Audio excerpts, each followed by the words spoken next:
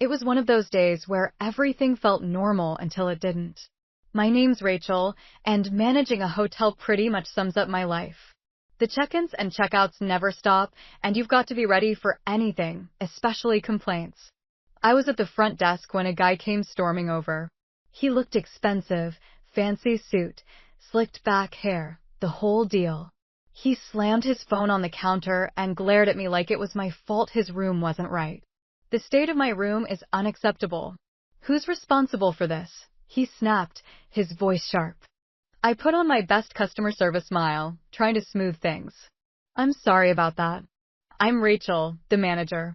Let me fix this for you right away. He huffed, still eyeing me suspiciously. I hope so, he muttered. I was about to call the owner. What's your name again? I asked.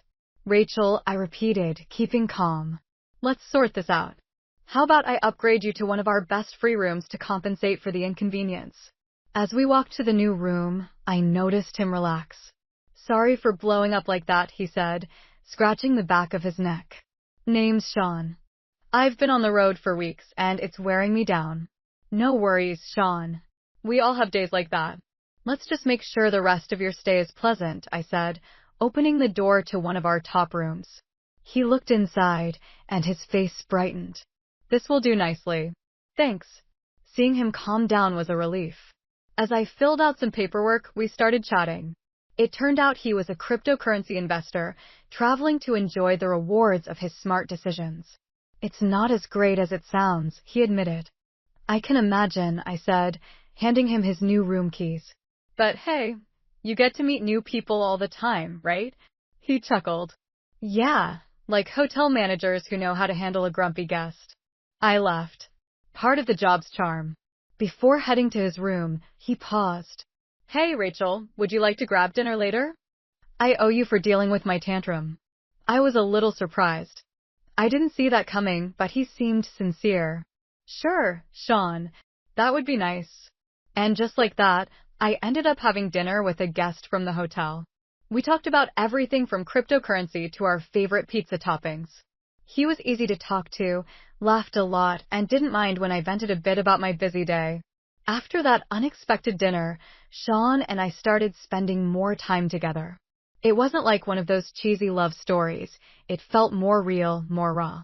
After my shifts at the hotel, we'd meet up, sometimes grabbing a late-night bite or just walking and talking until the early hours. One evening, we found ourselves at a small dive bar, the kind where everyone knows each other and the beer is always cold.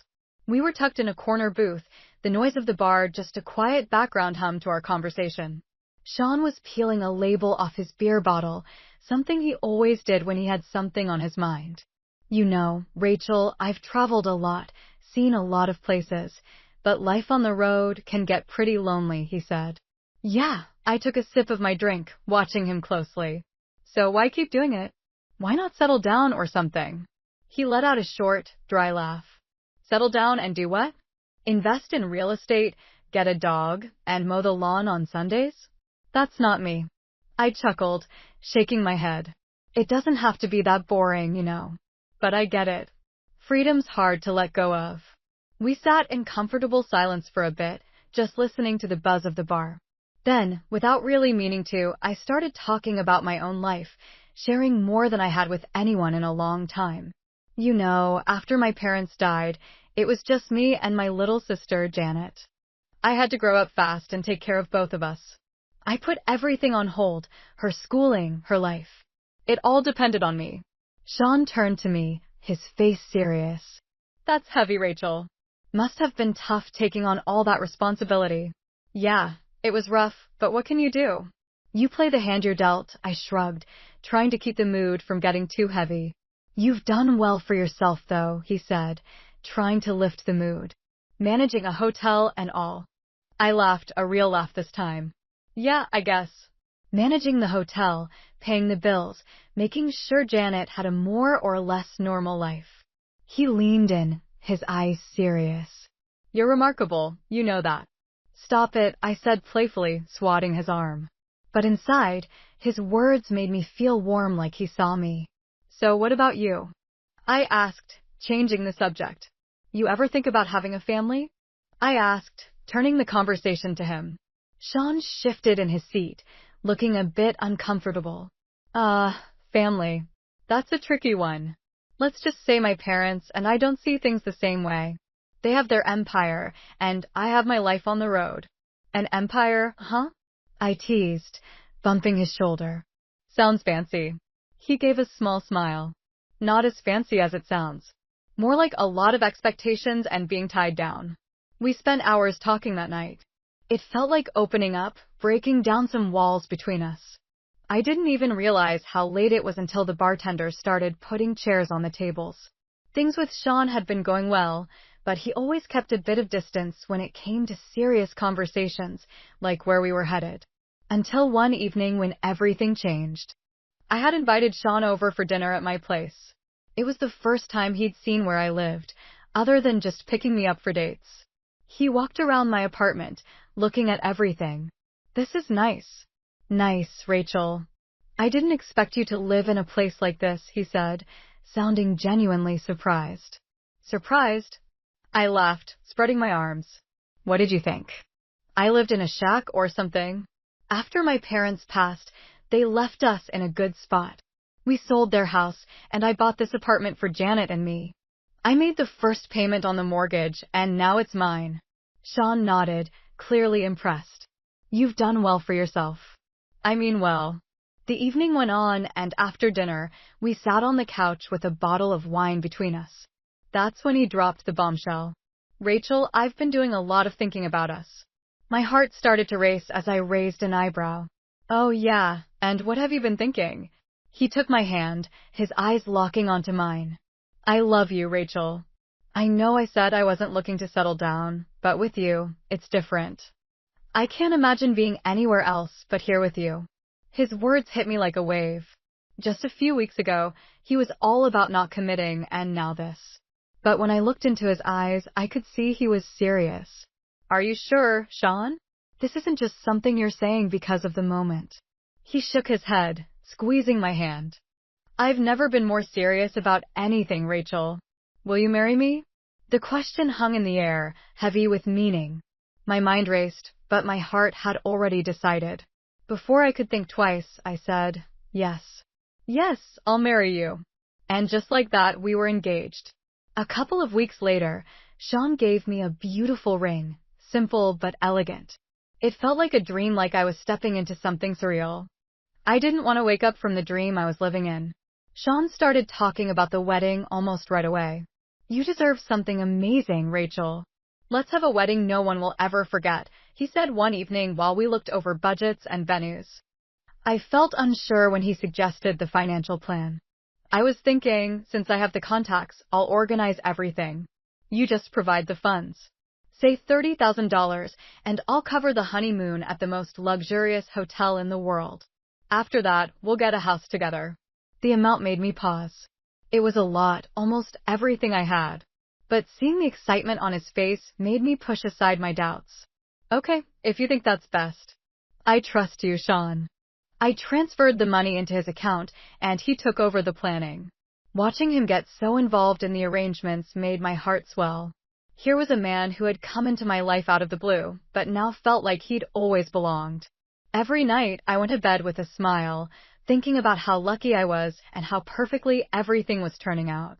As the wedding plans were coming together, I thought it was time for Sean to meet my sister Janet. She was the only family I had left, and her opinion mattered, even if she could be a bit much at times. We decided to meet at the local diner where Janet worked as a waitress. The bell jingled as we walked in, and Janet spotted us right away. Her face lit up. Hey, sis, she called out, waving us over. Her eyes then moved to Sean. And you must be the famous fiancé. I've heard all about you. Sean gave his charming smile and stepped forward to shake her hand. And you must be the beautiful sister I've heard so much about. You two could be twins. I rolled my eyes, feeling both proud and a little annoyed. Okay, cut the charm, Miss Janet, I hissed, embarrassed. She always knew how to push my buttons. Janet laughed, then leaned in with a playful look. So, Sean, are you as rich as they say? My sister sure knows how to pick, Janet. I hissed, embarrassed. She just laughed and took it all in stride. Well, I've done all right, but Rachel's right. It's not about the money. It's the love that matters. Janet raised an eyebrow, looking impressed. Smooth talker, huh? I like him. Over the next few weeks, Sean continued to be the perfect gentleman. He was charming and attentive and always made me feel like I was the most important person in his life. He didn't even flinch at Janet's flirtatious comments, which was a relief. One day, in the middle of all the wedding madness, my best friend Olivia and I went to a bridal shop to find my wedding dress. The place was filled with silk and satin, a bridal dream come true. As I was being zipped into one of the gowns, the reality of it all started to sink in. I heard a familiar laugh from the next booth. Curious, I peeked around the curtain, and there was Janet, twirling in front of a mirror in a wedding dress. Janet, what are you doing in a wedding dress? I asked, my voice full of surprise. She stopped twirling and gave me a crooked smile. Oh, just trying some stuff on, for fun. Olivia, who had come over to see what was happening, chuckled. Looks like someone's caught the wedding bug. Janet's laugh was awkward, not quite reaching her eyes. Yeah, something like that. Let's just say I might need one sooner than you think. Wait, are you serious? Is there something you need to tell me? I asked, half amused and half concerned. Just let it be a surprise, Janet said, her tone light but a bit distant. We all laughed it off, thinking she was just being her usual dramatic self. I turned back to my reflection, but the image of Janet in that wedding dress stayed in my mind. Still, I brushed it aside and focused on my big day. That day started like any other until it didn't. Sean left in a rush after breakfast, mumbling something about an important meeting he couldn't miss. He left his phone on the coffee table, and just minutes after he left, it started buzzing nonstop. Curiosity got the better of me. I figured it might be something urgent about the wedding or his work. Probably just a buddy checking in, I muttered to myself as I picked up the phone. There was no password. Sean never bothered with one. That should have been my first clue that he wasn't as careful as he thought. The screen lit up with a flood of messages, all from the same contact, Janet Banana. My heart sank a little. Why is he texting Janet so much? I told myself I was being paranoid, but I opened the messages anyway. What I read felt like a punch to the gut. I can't wait to be with you forever, Janet had written. Forget Rachel. It's you I want to stand with me at the altar. Soon, love. We just need to play along a little longer. She's so clueless, it's almost funny, the man I was about to marry replied. I kept scrolling. Each message cut deeper. They were talking about the wedding, about me, about how they planned to use my money to start their life together once I was out of the way. But the worst part? Janet was pregnant with Sean's baby. The room spun. I felt sick. My sister, my baby sister, who I had practically raised, was stabbing me in the back, and Sean, the man who had promised to love and protect me, was the one handing her the knife. An hour later, Sean came back, looking flustered. Hey, babe, you see my phone? He asked, kissing my cheek like nothing was wrong. I handed him the phone, a fake smile plastered on my face, the same smile I'd used 1,000 times before. You left it here, I said sweetly. You must be slipping, leaving your lifeline behind. As he scrolled through his phone, probably checking for any missed messages, I watched him closely. Does he have any idea that I know? Does he even care? But Sean was clueless, lost in his lies. He laughed at something on the screen, and I felt my fists clench. Laugh it up, Sean. Enjoy it while you can. Later that night, as we lay in bed, he was all smiles, talking about our future. It's going to be perfect, Rachel. This wedding, our life together. You'll see. I turned to face him, my heart torn between love and betrayal. I'm sure it will be, I murmured, letting him pull me close. Perfect. While he drifted off to sleep, I stayed awake, staring at the ceiling, my mind racing. I wasn't going to be the victim in this twisted game. If they wanted a show, I'd give them one they'd never forget. But first, I had to keep playing the role of the loving fiancé, just a little longer. The day of the wedding arrived, and with it, the performance of a lifetime. The grand hall was filled with flowers, and our guests whispered excitedly, completely unaware of the drama about to unfold. Just as we were about to exchange vows, the doors at the back of the hall flew open. Janet, wearing a wedding dress, marched down the aisle like she owned the place. The crowd gasped, turning to watch her. She didn't stop until she reached us, pushing me aside with dramatic flair. "I'm the one who deserves to be here, not you, Rachel," she declared loudly. "I'm having his baby." She turned to Sean. "Tell her. Tell everyone." Sean let go of my hand and laughed, a harsh, ugly sound that echoed through the hall. "Thanks, Rachel, for setting up this amazing wedding. It's perfect for me and your sister." The guests gasped. The shock was written on every face. Sean continued, "Why don't you take a seat, Rachel? Enjoy the show as a guest." His words were meant to hurt me, but I just smiled and stepped back gracefully. "Of course," I said, my voice calm and steady. "I wouldn't miss it for the world." Their smug smiles faltered. Confusion flickered in their eyes as I walked away, leaving them without the scene they were expecting. I sat down, crossed my legs, and focused on the mess unfolding in front of me. As Sean and Janet turned to face the priest and made their vows, another interruption stopped everything. A woman, clearly older and filled with fury, stormed down the aisle. "Sean," she shouted, making him go pale. "You lying, cheating scumbag." The entire room went silent. Sean's fake smile vanished, and panic flickered across his face as the woman stood before everyone. "I'm his wife and the mother of his child," she declared, her voice shaking with anger, which he conveniently forgot, along with the vows he made to me. Janet's face turned white, her legs nearly giving out beneath her. She looked from Sean to the woman and then to me, silently pleading for help. I stood up, my voice calm and clear. "I have a little surprise for everyone, too." Each word was spoken with cold precision. "Sean isn't just a cheater. He's broke. A private investigator confirmed he's drowning in debt. His investments failed, and worst of all, he's been stealing from his own family." The room erupted into whispers. The sound of gossip and scandal filled the air. Sean's wife turned her fury toward Janet. "And you," she shouted, advancing on my sister. "How dare you?" Janet stumbled backward, tears streaming down her face. I watched with a mix of satisfaction and sadness. After weeks of pain and planning, seeing them fall apart felt like justice, but it also left me with a hollow ache inside. Sean's wife continued, her voice sharp and unforgiving. "He's left us with nothing, and you think he's going to build a life with you? Wake up, girl." Janet sobbed. Her dream wedding was turning into a nightmare before her eyes. Sean tried to speak, desperate to save face, but his wife slapped him hard across the face. The sharp crack echoed through the hall, leaving the guests in stunned silence. Just as everyone was starting to absorb what had happened, another set of uninvited guests burst through the door, Sean's parents. The elderly couple, looking every bit the part of upset aristocrats, scanned the room in disbelief. The father, a stern man in a sharp suit, was the first to speak, his voice booming over the shocked murmurs of the crowd. "I am utterly ashamed of you, Sean," his father shouted, his gaze piercing into his son as if he could make him feel regret with his words.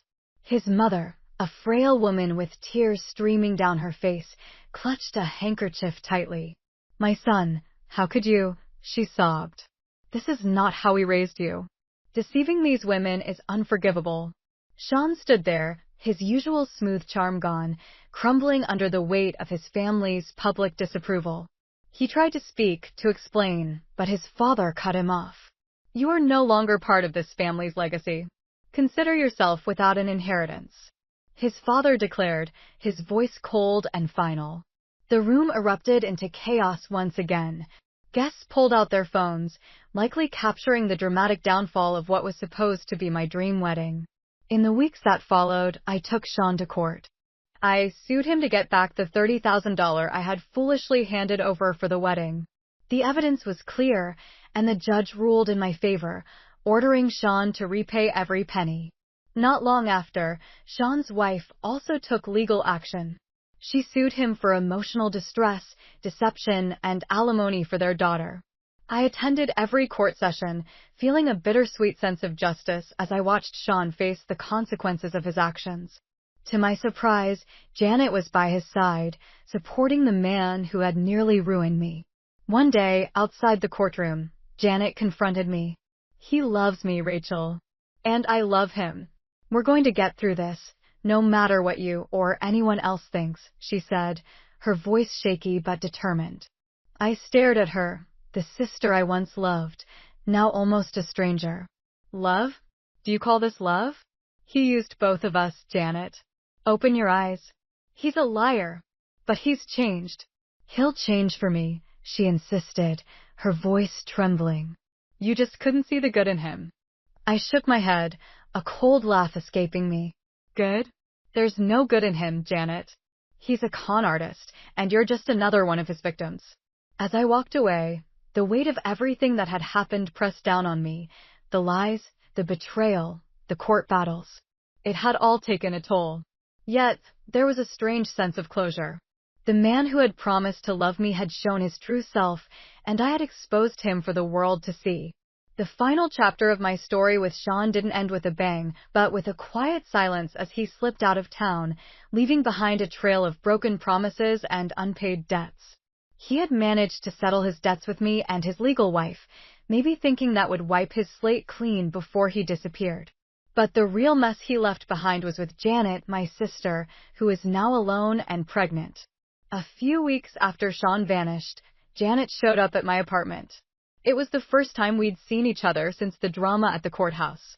She stood there, a shadow of the confident person she once was, her eyes downcast.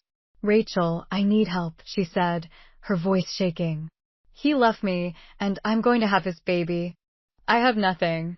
The old me, the one who had raised her, might have opened the door and let her back into my life without hesitation.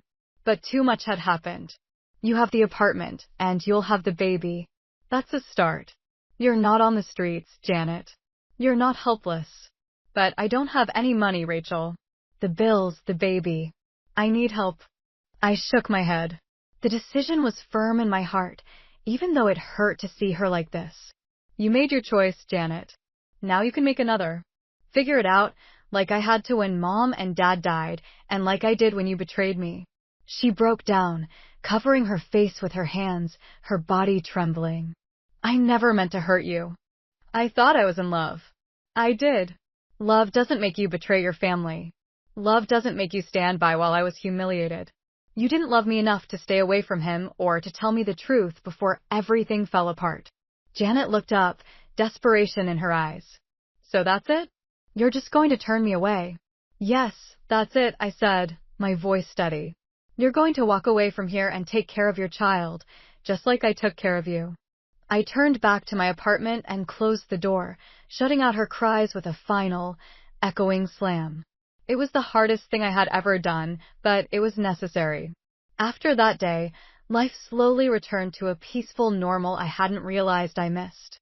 I threw myself back into my work, picked up old hobbies I had neglected, and slowly rebuilt the independence that had always been part of who I was. As for Janet, I heard through family friends that she had her baby, a little girl. They said she was getting by managing. I sincerely hoped she found her way, found the strength in being a mother, a strength she hadn't found as a sister.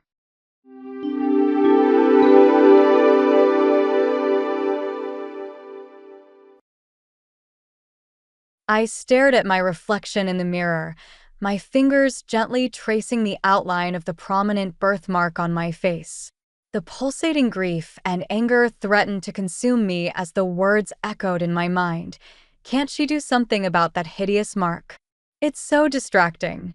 I clenched my fists, recognizing the familiar voices, my own parents. It was supposed to be a celebratory evening, a community event honoring local achievements. But as I had stepped away momentarily, their hushed tones carried across the room, piercing my heart like 1,000 needles. The people who were meant to love and support me unconditionally had once again reduced me to a mere blemish, a source of embarrassment. "She's brilliant, But that face, it's just so off-putting, my mother had whispered, her words dripping with disdain. I could almost picture her escape features contorted in disgust, a stark contrast to the polished facade she presented to the world. My father's response was equally cutting. If only she had taken after you, dear. But I suppose we'll have to make do with what we've got. The callousness in his tone sliced through me like a razor, leaving me raw and exposed. As I made my way back to their side, their expressions shifted seamlessly, masks of pride and affection sliding into place. But I saw through the charade, the veneer of acceptance that had deceived me for far too long. That night, as I lay awake in the darkness, a newfound determination took root within me. I would no longer be defined by their shallow expectations or the cruel judgments they cast upon my appearance. It was time to break free from the suffocating embrace of their conditional love and forge my own path, one paved with resilience and unrelenting spirit. The next morning, I methodically packed my belongings, leaving behind the gilded cage they had constructed for me. With each item tucked away, I shed another layer of the self-doubt that had once enveloped me, replacing it with a fierce resolve to prove my worth on my own terms. As I stepped out into the world, the weight of their disapproval no longer burdened my shoulders. I was free, unburdened by the shackles of their expectations, ready to embrace the endless possibilities that lay ahead.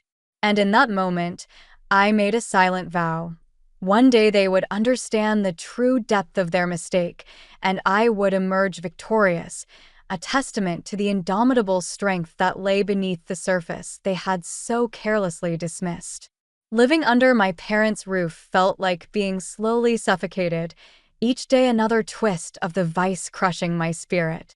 Their disdain seeped through every interaction, a constant undercurrent of disapproval that left me gasping for air. "Cassie, dear, would it kill you to make an effort with your appearance?" My mother would draw, eyes narrowing as she scrutinized my every move. "You're such a bright girl, but that thing on your face is just so distracting." I wanted to scream, to unleash the torrent of rage that festered within me, but I knew better than to challenge her authority lest I face the full force of her wrath. So I would simply nod, swallowing the bitter pill of her insults as I had done countless times before. My father was no better, his barbs cloaked in the guise of fatherly concern. "You know, if you just put in a little more effort, maybe the boys would take notice," he'd say, his gaze lingering on the birthmark that marred my features. A pretty face can open so many doors in this world. I wanted to remind him that my academic achievements had already opened more doors than his privileged connections ever could, but I knew better than to engage, to shatter the escape illusion they clung to so desperately. Even at school, their influence seemed to follow me like a dark cloud. Teachers who once praised my intellect now regarded me with barely concealed pity, their eyes flickering to the imperfection that set me apart from my peers.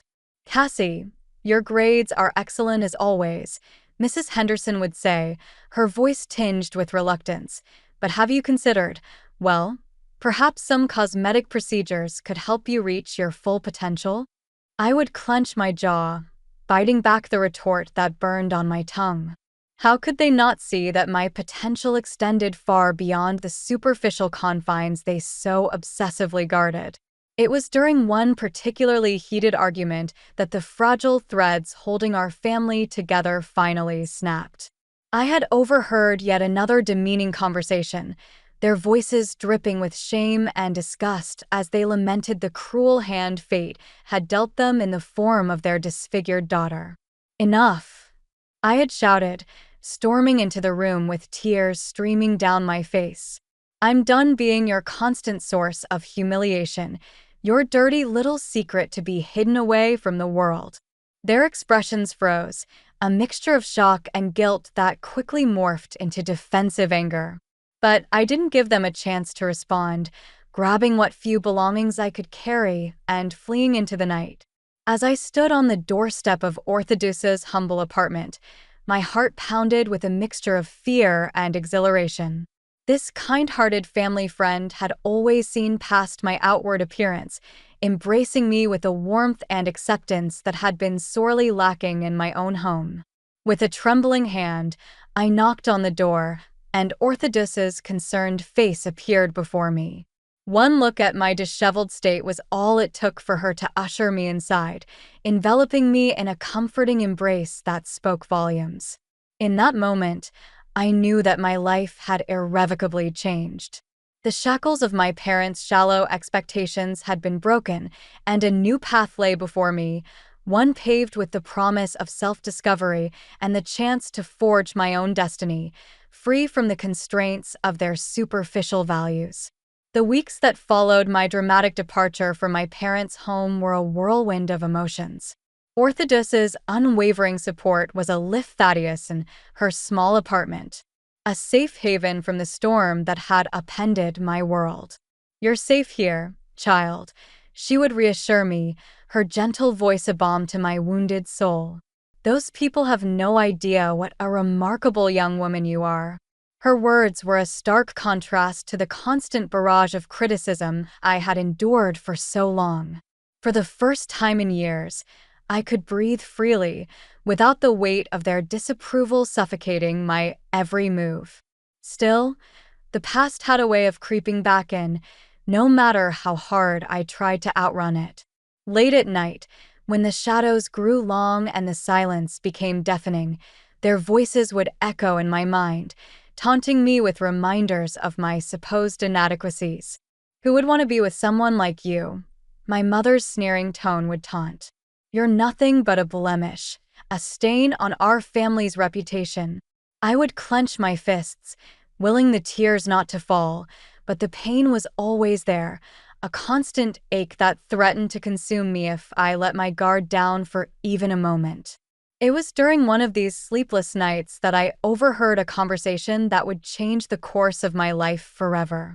Orthodoxa was on the phone, her hushed tones carrying through the thin walls of her modest dwelling.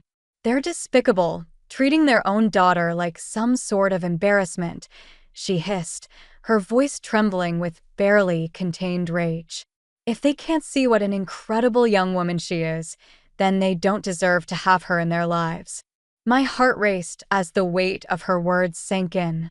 For so long, I had harbored a glimmer of hope that my parents would come to their senses, that they would see past the superficial and embrace me for who I truly was. But in that moment, the harsh reality crystallized before me. They were the ones who were flawed, blinded by their own shallow values and incapable of recognizing true beauty. That night, I made a decision that would sever the last fragile threads binding me to my former life. With trembling hands, I packed what few belongings I had into a tattered backpack, scribbling a hasty note of gratitude to Orthodoxa before slipping out into the inky blackness. The streets were deserted as I navigated the familiar paths, each step carrying me further away from the shackles of my past. I didn't know where I was going, but for once, the uncertainty didn't fill me with dread. It was a liberating faith Thaddeusing, this newfound sense of control over my own destiny. Finally, I arrived at the one place that had always felt like a sanctuary, the public library. Its imposing doors stood as a beacon of hope, a promise of knowledge and endless possibilities waiting to be explored. As I stepped inside, the musty scent of aging books enveloped me like a warm embrace. Here, within these hallowed halls, I was not defined by my appearance, but by the boundless depths of my intellect and curiosity. With newfound determination, I scoured the shelves, devouring every resource I could find on scholarships, financial aid, and higher education. The path ahead would be arduous, but for the first time in my life, I was the architect of my own future, a future that would be built on the foundations of my own strength and resilience, not the shallow whims of those who had failed to see my true worth. As the first rays of dawn peeked through the windows, I emerged from the library with a renewed sense of purpose. The world was vast and brimming with opportunities, and I was ready to seize them with both hands, leaving the weight of my past firmly behind me. The years that followed my exodus from my parents' toxic embrace were a whirlwind of determination and unwavering focus, with the weight of their judgmental scrutiny finally lifted from my shoulders. I was free to soar, to pursue my dreams without the constant fear of disappointing their shallow expectations. Armed with a hard-earned scholarship and an unquenchable thirst for knowledge, I immerse myself in the world of business and technology. The lecture halls became my sanctuary, each lesson a stepping stone towards a future where I would forge my own path, unshackled by the confines of societal norms or familial obligations. Cassie, your insights are truly remarkable, Professor Reed would gush, his eyes shining with genuine admiration. You have a gift for seeing beyond the surface, for finding solutions where others see only obstacles. His words were like a soothing balm, a stark contrast to the endless critiques and backhanded compliments that had once defined my existence. For the first time in my life, I was valued for my intellect, my unique perspective, not judged solely on the basis of my appearance. As the years flew by, I threw myself into every opportunity, determined to make the most of the chance I had been given. Late nights were spent poring over case studies and coding exercises, my fingers dancing across the keyboard with a fervor that bordered on obsession. "You're going to burn yourself out at this rate," Thaddeus, my closest friend and confidant, would caution me, his brow furrowed with concern.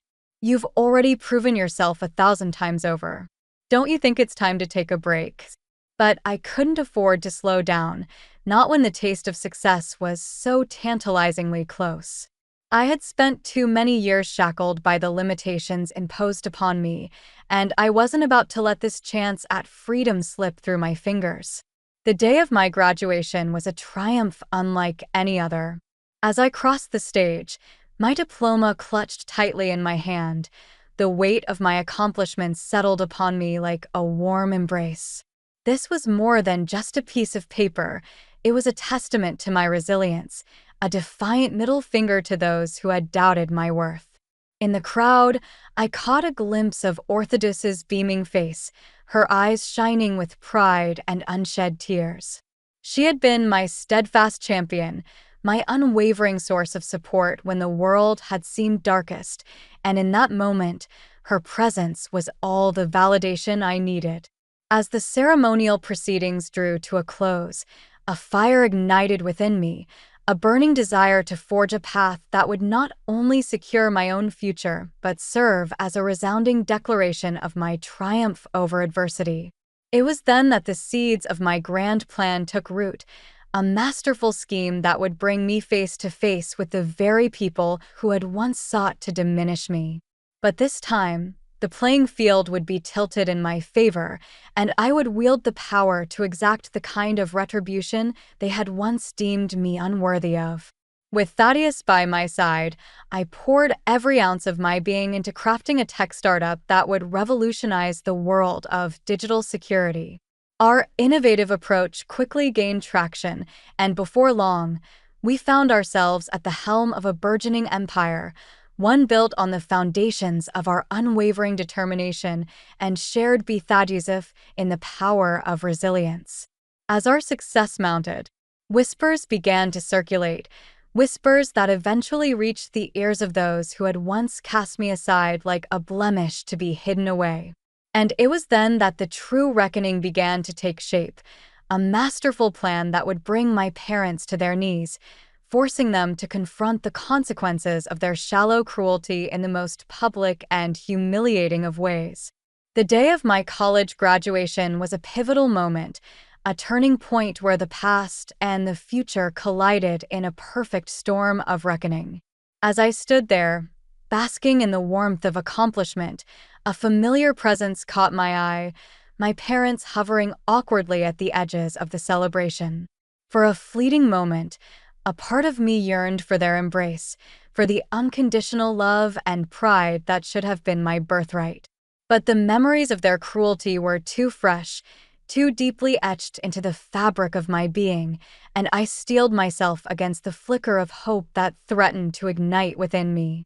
As the crowd dispersed, they approached me with hesitant steps, their faces a carefully crafted mask of forced enthusiasm.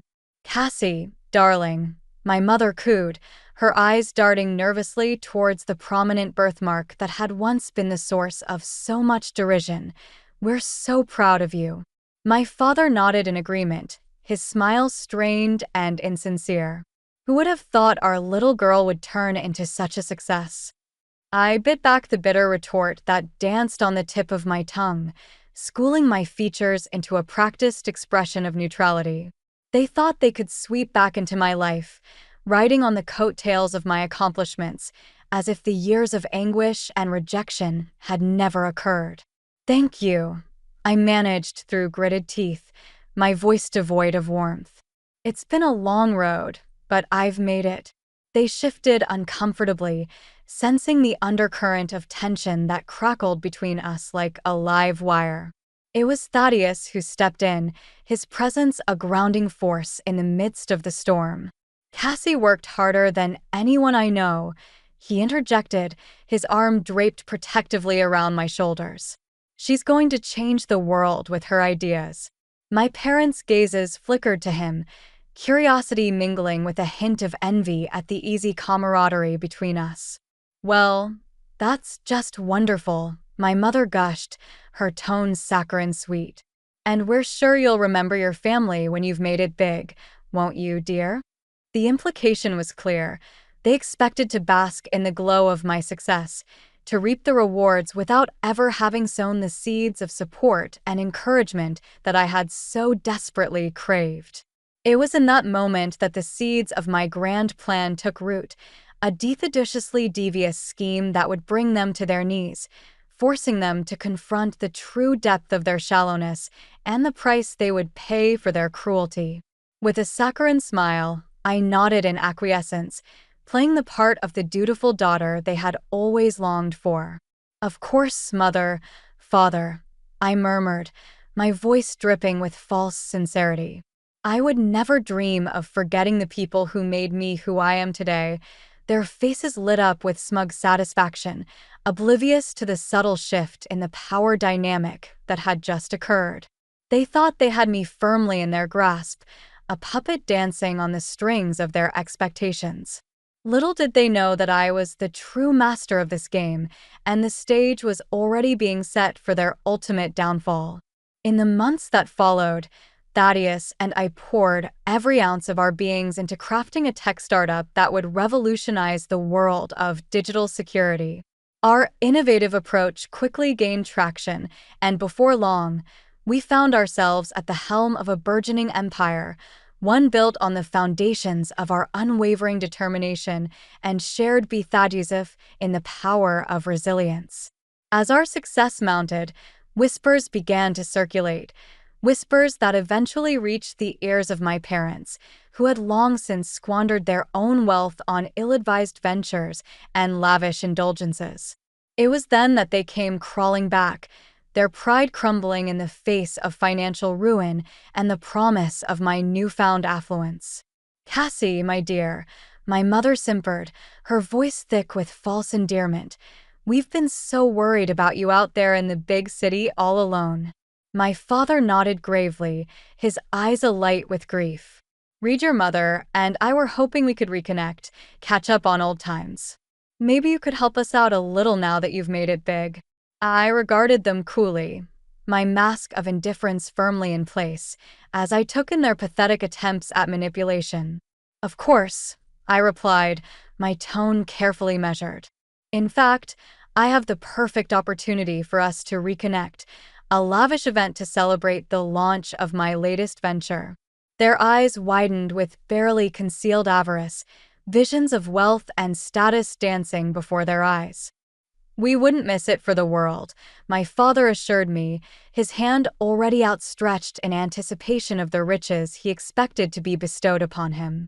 Little did they know that this grand event would be the stage upon which their world came crashing down around them, a public reckoning for the years of pain and humiliation they had inflicted upon me. As I watched them depart, their smug expressions etched into my memory, a slow predatory smile spread across my face. The time for revenge had finally arrived, and they would soon learn the true depths of my resilience. A lesson that would forever shatter the illusion of their superficial superiority. The grand ballroom was a study in opulence, every inch meticulously curated to showcase the pinnacle of success and sophistication.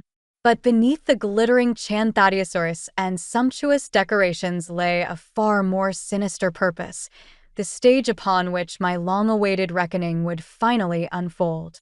As guests began to trickle in, their faces a sea of eager anticipation, I caught sight of my parents making their grand entrance. They cut an ostentatious figure, clad in their finest attire, as if to compensate for their recent financial woes. "Cassie, darling," my mother trilled, her voice dripping with false warmth as she swept towards me, arms outstretched in a parody of affection. "This is simply stunning. You've truly outdone yourself." My father nodded in agreement, his eyes greedily devouring the opulent surroundings. "Who would have thought our little girl had such exquisite taste?" he remarked, his tone laced with a hint of condescension. I schooled my features into a polite smile, tamping down the surge of disgust that threatened to rise within me. "Thank you, mother, father," I replied, my voice carefully neutral. "I'm glad you could make it." They preened under the attention, basking in the illusion of status and success that my empire had afforded them. Little did they know that this gilded facade was about to come crashing down around them in spectacular fashion. As the event progressed, I made a show of mingling with the esteemed guests, exchanging pleasantries and carefully cultivating an air of poise and confidence. All the while, I kept a watchful eye on my parents, noting their increasingly boastful behavior as they regaled anyone within earshot with tales of their supposed role in my success. Of course, we always knew our Cassie was destined for greatness, my mother simpered, her voice carrying across the crowded room. "She gets her drive and ambition from us, you know." My father nodded sagely, puffing out his chest with misplaced pride. "It's in her blood," he proclaimed, his gaze sweeping over the assembled guests as if daring them to challenge his authority. It was then that I made my move, gliding towards the center of the room with a practiced grace that bethought the fury simmering beneath the surface. "Esteemed guests, family, and friends," I began, my voice ringing out clear and confident. "Thank you all for joining me on this momentous occasion." A hush fell over the crowd as all eyes turned towards me, drawn in by the commanding presence I exuded. "Tonight, we celebrate not just the launch of a groundbreaking new venture, but the triumph of resilience over adversity." I continued, my gaze flickering towards my parents who beamed with smug satisfaction. "You see, my success was not born of privilege or legacy, but rather forged in the fires of rejection and cruelty at the hands of those who should have been my staunchest supporters." A ripple of murmurs spread through the crowd, and I caught sight of my parents' expressions shifting from self-assured to uneasy. From a young age, I was made to feel ashamed of my appearance, ridiculed and bethought by the very people who brought me into this world, I declared, my voice ringing with conviction. My own parents saw fit to treat me as a blemish, a source of embarrassment to be hidden from the world. Gasps of shock and outrage echoed through the room, and my parents' faces drained of color as they realized the trap they had so blindly stumbled into. But tonight, I stand before you as living proof that true beauty lies not in superficial perfection, but in the strength of character and the indomitable spirit that refuses to be diminished by the cruelty of others. I turned to face my parents directly, their expressions a twisted mask of horror and disbelief. "You sought to break me, To mold me into a shell of a person ashamed of her own existence. I spat, my words laced with the venom of years of pent-up anguish. But in doing so, you only strengthened my resolve to rise above your shallow judgments and carve my own path to success. The silence in the room was deafening, punctuated only by the occasional gasp or murmur of outrage.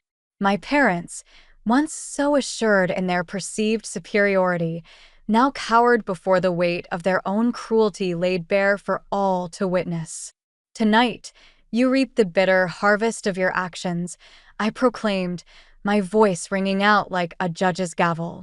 "For your superficial values and toxic behavior, you will be shunned and ostracized, stripped of the very status you so coveted." Their faces contorted in anguish, but I felt no pity, only a sense of cathartic release as the weight of years of torment finally lifted from my shoulders. As they were unceremoniously escorted from the premises, their pleas for mercy falling on deaf ears, I stood tall and resolute, a beacon of strength and resilience in the face of adversity. The battle had been won, but the war was far from over. For in that moment, I vowed to dedicate my life to empowering others who had faced similar struggles, to be the guiding light that would illuminate the path to self-acceptance and triumph over those who sought to diminish their worth. My journey had been one of pain and hardship, but it was also a testament to the indomitable power of the human spirit, a spirit that could never be extinguished, no matter how relentless the onslaught of cruelty and judgment.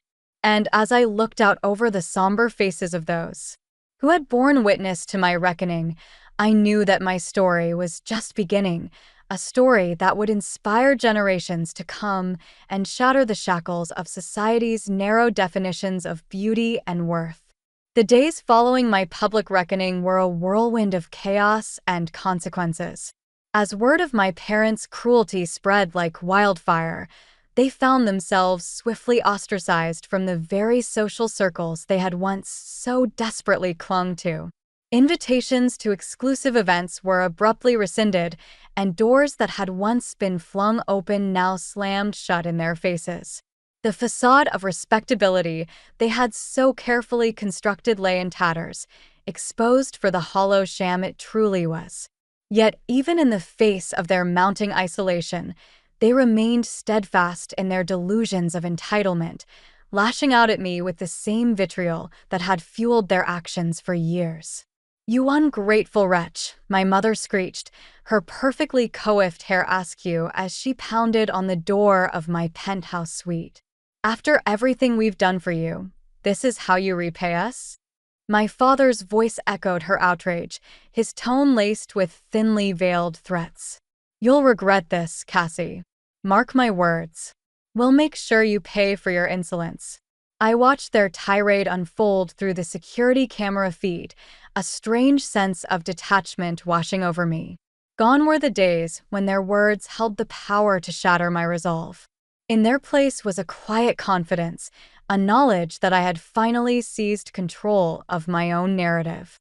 With a few strategic keystrokes, I set in motion the next phase of my plan, a legal and financial reckoning that would strip them of the last vestiges of their ill-gotten wealth and status. It didn't take long for the authorities to uncover the web of deceit and questionable business practices that had fueled my parents' lavish lifestyle. As the evidence mounted, the full extent of their misdeeds came to light: tax evasion, embezzlement, and a litany of other white-collar crimes that had been carefully concealed behind a veneer of respectability. Within weeks, they found themselves embroiled in a legal nightmare, their assets frozen, and their once pristine reputations dragged through the mud of public scrutiny. It was during one of their court appearances that our paths crossed again, their once polished appearances now disheveled and haggard. "Cassie," my father croaked, his eyes pleading with me from across the sterile courtroom. "Please, you have to help us. This has all been a terrible misunderstanding." My mother clutched at my arm, her perfectly manicured nails digging into my flesh. We're your parents, damn it, she hissed, her voice thick with desperation. You owe us everything. I regarded them coolly, unmoved by their theatrics. I owe you nothing, I stated, my tone flat and devoid of emotion. You made your choices, and now you must face the consequences. Their faces twisted in anguish, the weight of their own actions finally bearing down upon them with crushing force. But we're family, my mother whimpered, a pitiful shell of the imperious woman she had once been. I leveled my gaze at them, my resolve unwavering. Family doesn't treat their own like a blemish to be hidden away, I countered. Family doesn't inflict the kind of cruelty and abuse that you so readily embraced. A hush fell over the courtroom as my words sank in, each syllable a damning indictment of their failures as parents and human beings. You had a choice, I continued, my voice steady and resolute. You could have chosen to love and accept me for who I am. But instead, you allowed your own shallow values to dictate your actions. They shrank back, the realization of their mistakes finally dawning upon them in the harsh light of truth. And now you must live with the consequences of those choices, I declared, my words ringing out like a judge's gavel. You will face the full weight of the law, and when the dust settles, you will be stripped of everything, your wealth, your status, and any lingering illusions of superiority. My parents recoiled as if struck, their faces contorted in a mix of rage and fear. But know this, I added, leaning in closer with a steely glint in my eye. Even after you have paid your debt to society, even after you have been reduced to nothing, I will still stand tall, a testament to the resilience and strength that you so foolishly underestimated. With those parting words, I turned on my heel and strode out of the courtroom, leaving them to grapple with the ruins of their once charmed existence. In that moment, I felt a sense of cathartic release, a weight lifted from my shoulders that had been bearing down upon me for far too long. The cycle of abuse and cruelty had finally been broken, and I was free to forge ahead on my own terms, unburdened by the shackles of their toxic influence. As I stepped out into the sunlight, a new chapter unfolded before me, one filled with the promise of redemption and the opportunity to help others. I knew that my triumph over adversity had turned me into a beacon of hope, a living embodiment of the indomitable human spirit that refuses to be diminished by the cruelty of others. As I looked towards the horizon, I knew that my journey was far from over. But this time, I walked the path of my own choosing, forged by the fires of resilience that had tempered my soul and steeled my resolve. The aftermath of my parents' downfall was a whirlwind of emotions, a heady mix of vindication and newfound purpose. As the dust settled and the world bore witness to the consequences of their actions, a profound shift occurred within me. No longer was I shackled by the weight of their toxic influence, burdened by the constant need to prove my worth in the face of their shallow judgments. Instead, a newfound sense of freedom and clarity washed over me, ushering in a determination to channel my hard-won triumph into something greater than myself.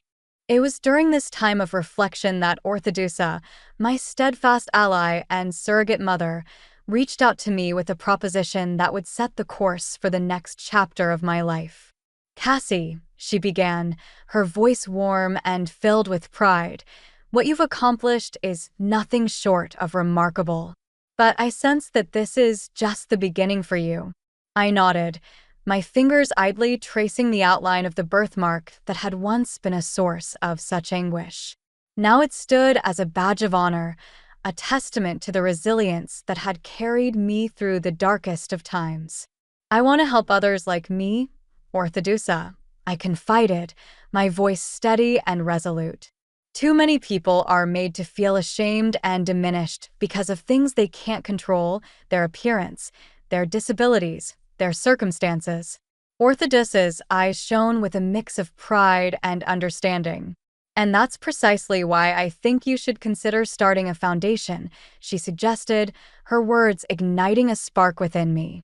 The idea took root instantly, a vision of a safe haven for those who had faced similar struggles, a place where they could find acceptance, support, and the tools to thrive in a world that too often judged based on superficial standards.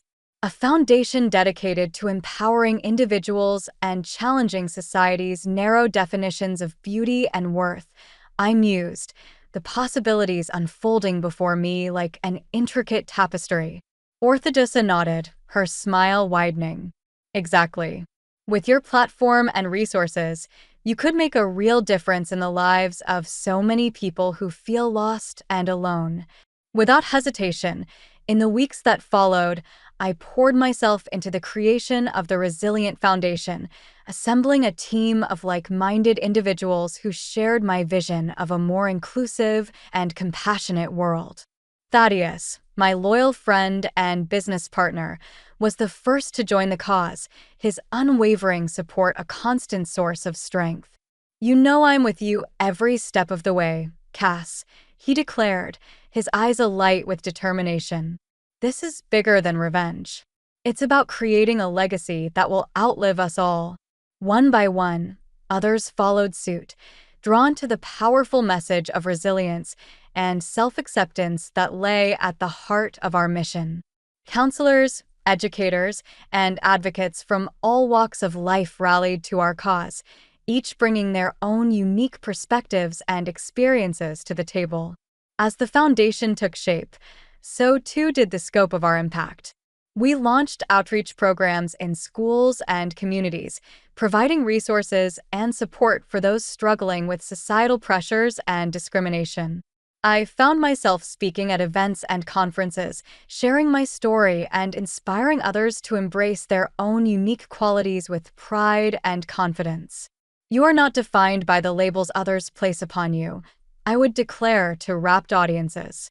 "True beauty lies within, in the strength of character and the indomitable spirit that refuses to be diminished by the cruelty of others."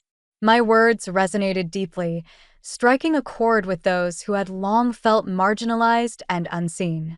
And with each triumph, each life touched by our message, I felt a profound sense of purpose and fulfillment that eclipsed any lingering bitterness or resentment towards my parents.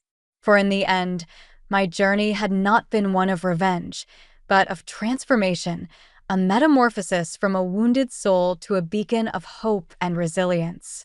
As I stood at the helm of the Resilient Foundation, surrounded by a community of kindred spirits, I knew that my story was far from over.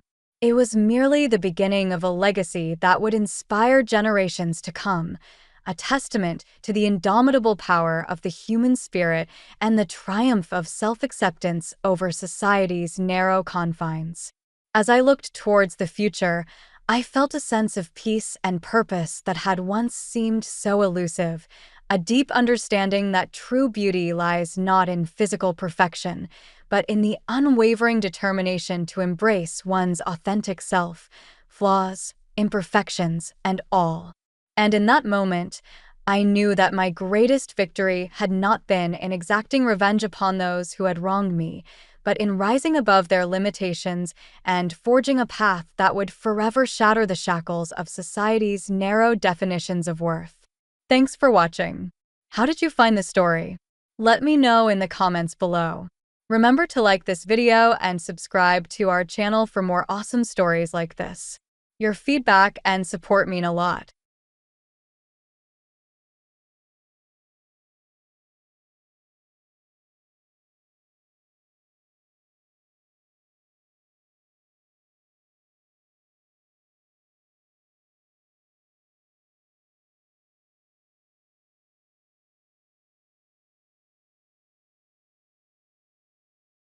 Welcome to the Retaliation Realm channel. We hope you enjoyed today's story.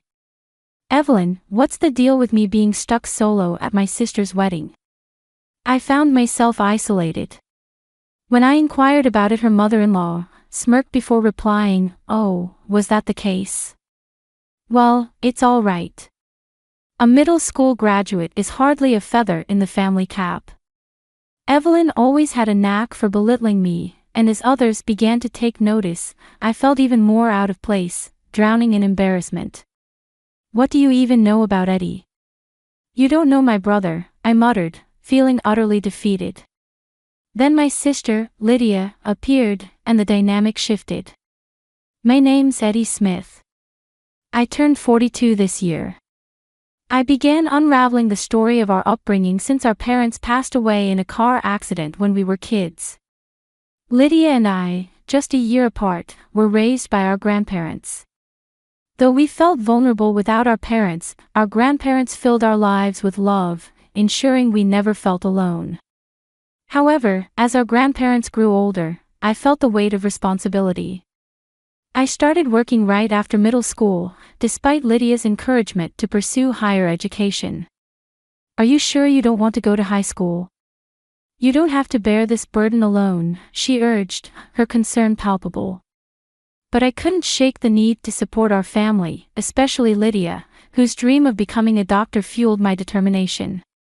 "Don't have a dream like you, Lydia. Right now my dream is to contribute to the family as soon as possible," I explained, knowing she felt guilty about my sacrifice, yet she understood once I shared my true feelings. Lydia's hard work paid off and she secured a spot in college, eventually becoming a doctor. With our grandparents gone by the time she earned her medical license, we leaned on each other for support. "Hey Eddie, I'm free this weekend. How about we grab a bite?" Lydia suggested, extending an olive branch of camaraderie. "That sounds perfect. I'm free too. Let's go for drinks," I replied, grateful for the bond we shared. Lydia and I had a close relationship, often spending our free time together even as I juggled various temporary jobs to make ends meet. "Lately there's been someone causing me trouble." Evelyn, Lydia's mother-in-law. To my surprise and delight, she recently got engaged, making her my relative by marriage, initially based on what Lydia had told me about Evelyn being a gentle and modest woman. I was hopeful. Coming from a family without parents, I looked forward to our relatives coming together. However, my naive optimism was shattered at our first encounter. "Eddie, you don't look as impressive as Lydia. It's disappointing that you're nothing like what I imagined being related to you would be," Evelyn remarked. As soon as Lydia left the table, her demeanor completely changed, and even Lydia's fiancé Tom remained silent as Evelyn continued her tirade. "You know, Lydia graduated from medical school and works at the forefront as a doctor. Despite being a woman, she carries herself with such confidence, but I never heard about having such a loser brother," Evelyn continued, disregarding any attempt from Tom to intervene. When Evelyn came to announce the engagement, she was all smiles in front of Lydia, but as soon as Lydia left the room her tone shifted and she began berating me. I was shocked into silence by her sudden change. She looked down on me with disdain, mocking my middle school education and my job. She made it clear that having someone with my educational background as a relative was a problem for her. Despite her husband being a doctor and her working in medical administration, Evelyn constantly imposed unreasonable demands on me. She even went as far as suggesting that I cut ties with Lydia to avoid embarrassment for her family. I never expected to be insulted like this, especially feeling embarrassed and hurt by Evelyn's words. I couldn't help but wonder how things got so messed up. I felt trapped, knowing that Lydia and I were each other's only blood relatives and that cutting ties wasn't an option. Throughout our conversation, Evelyn continued to make snide remarks, leaving me feeling even more isolated and disheartened. Since we don't live together or see each other often, I've managed to endure Evelyn's persistent attempts to convince me to cut ties with Lydia. Maintaining a good relationship with Lydia is paramount to me, as she's the only family I have left. Ideally, I'd like to get along with Evelyn too, but it seems she can't accept me due to my lower level of education. "Why do I have to deal with someone with such a low education like you?" Evelyn's words continue to sting. Being judged solely on my educational background makes my blood boil. Despite this, I didn't object to Lydia and Tom's marriage. Evelyn's persistence in trying to separate us has only intensified since their wedding date was set. Reluctantly, I prepared for the wedding, knowing I couldn't miss such a significant family event. Upon arrival at the venue, I was shocked to find myself seated alone at the back, contrary Lydia had assured me. Evelyn's presence only added to my discomfort, her judgmental gaze making me feel even more out of place. "Eddie, you're looking quite shabby today. couldn't you even prepare proper attire for a wedding? Evelyn's tone was as cutting as ever as she berated me for my appearance. Asking her about my isolated seating only elicited a smirk from her, followed by disparaging remarks about my education. The humiliation was unbearable, and I couldn't help but feel the weight of her scornful words. Despite my attempts to reason with her, Evelyn's insults only grew more heated, culminating in her insistence that I leave the wedding altogether. Her disdain for me was palpable, leaving me no choice but to endure her verbal onslaught in silence. Filled with the desire to escape, I made a silent vow to sever ties with Evelyn once and for all. However, before I could make my exit, Lydia approached me, unaware of the turmoil brewing within me. Before I could utter a word to Lydia, Evelyn interjected, dismissing me as a failure of a brother and suggesting that I leave. Lydia, however, defended me, citing how I had supported her journey to becoming a doctor. Despite her protests, Evelyn continued to belittle me, claiming that our family was now part of the upper class unlike me. As the tension escalated, Lucas, Lydia's fiancé, intervened, urging us to stop causing a scene. Evelyn, desperate to shift the blame onto me, attempted to convince Lucas that I was at fault. However, before she could succeed, Dr. Harrison, the hospital director, approached me with gratitude for a past encounter. Evelyn couldn't contain her shock as Dr. Harrison praised me and offered me a position at the hospital, recalling how I had assisted him during a crisis on the street. Dr. Harrison expressed his admiration for my proactive nature. His offer of employment was a turning point for me as I had been struggling to find a stable job. Grateful for the opportunity, I accepted Dr. Harrison's offer and embarked on a new chapter in my career. Despite facing challenges, I worked diligently and obtained certifications in medical administration and secretarial duties. Dr. Harrison continued to support and guide me, ultimately changing my life for the better. My brother was indeed very grateful for your help, Lydia expressed her appreciation to Dr. Harrison. To my surprise, Lucas had met me a few times at meetings and was aware of the situation. However, Evelyn, who had always looked down on me, probably didn't know. Her shock was palpable upon hearing about my relationship with Dr. Harrison. What the hell? A middle school graduate like him becoming an executive secretary at the headquarters. Impossible! Evelyn exclaimed in disbelief. She seemed unable to fathom that someone they had dismissed as a middle school graduate could hold such a prestigious position. In her eyes, my achievements seemed. Evelyn dismissed even my ability to speak German as mere showing off. The headquarters, a gathering place for the group's top talents, was a realm of the elite. Evelyn struggled to comprehend how someone like me could belong there. Until now, Evelyn had refrained from openly speaking ill of me in front of Lydia, but today it seemed she couldn't contain her disdain any longer. Her insults were directed at me regardless of who was present. Dr. Harrison, however, swiftly addressed her remarks. So are you saying that I'm lying? His question left Evelyn visibly shaken. He made it clear that he didn't judge people based on their educational background. Eddie indeed has been demonstrating his capabilities adequately at the hospital, Dr. Harrison affirmed, his words warming my heart.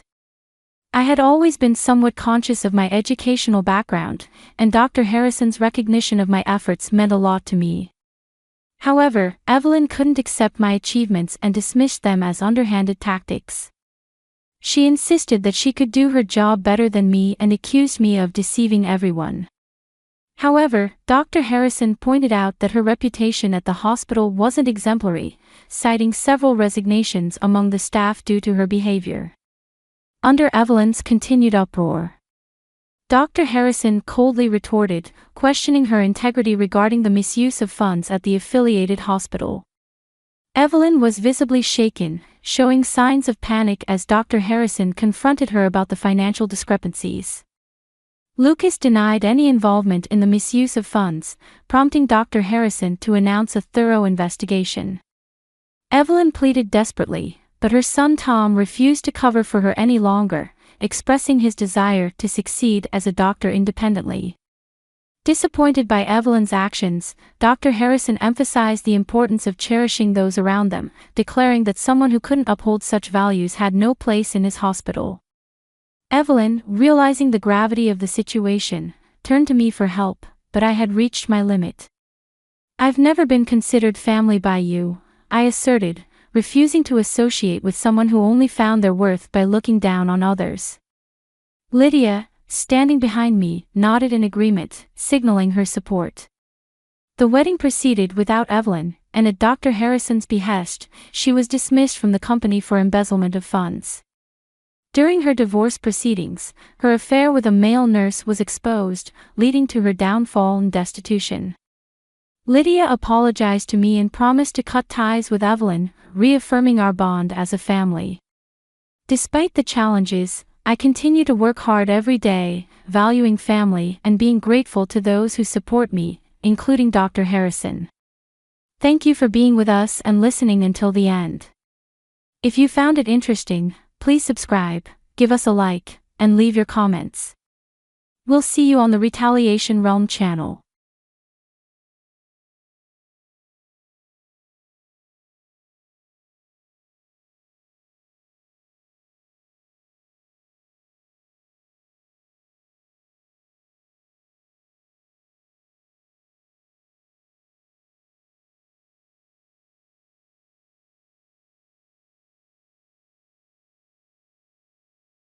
From this point forward, we're going to take charge of the house ourselves.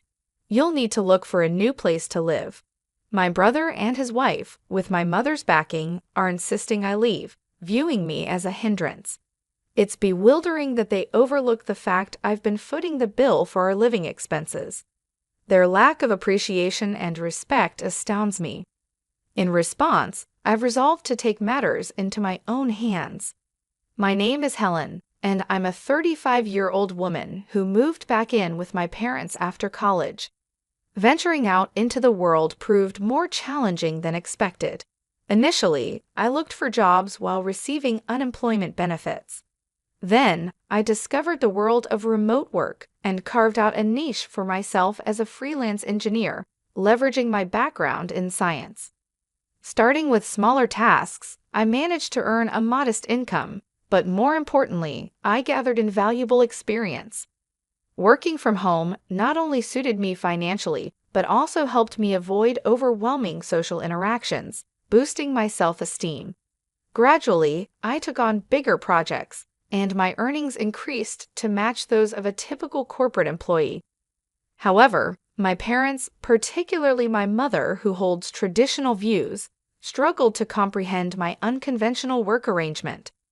Despite my efforts to explain, my mother remained skeptical, fearing what she couldn't understand.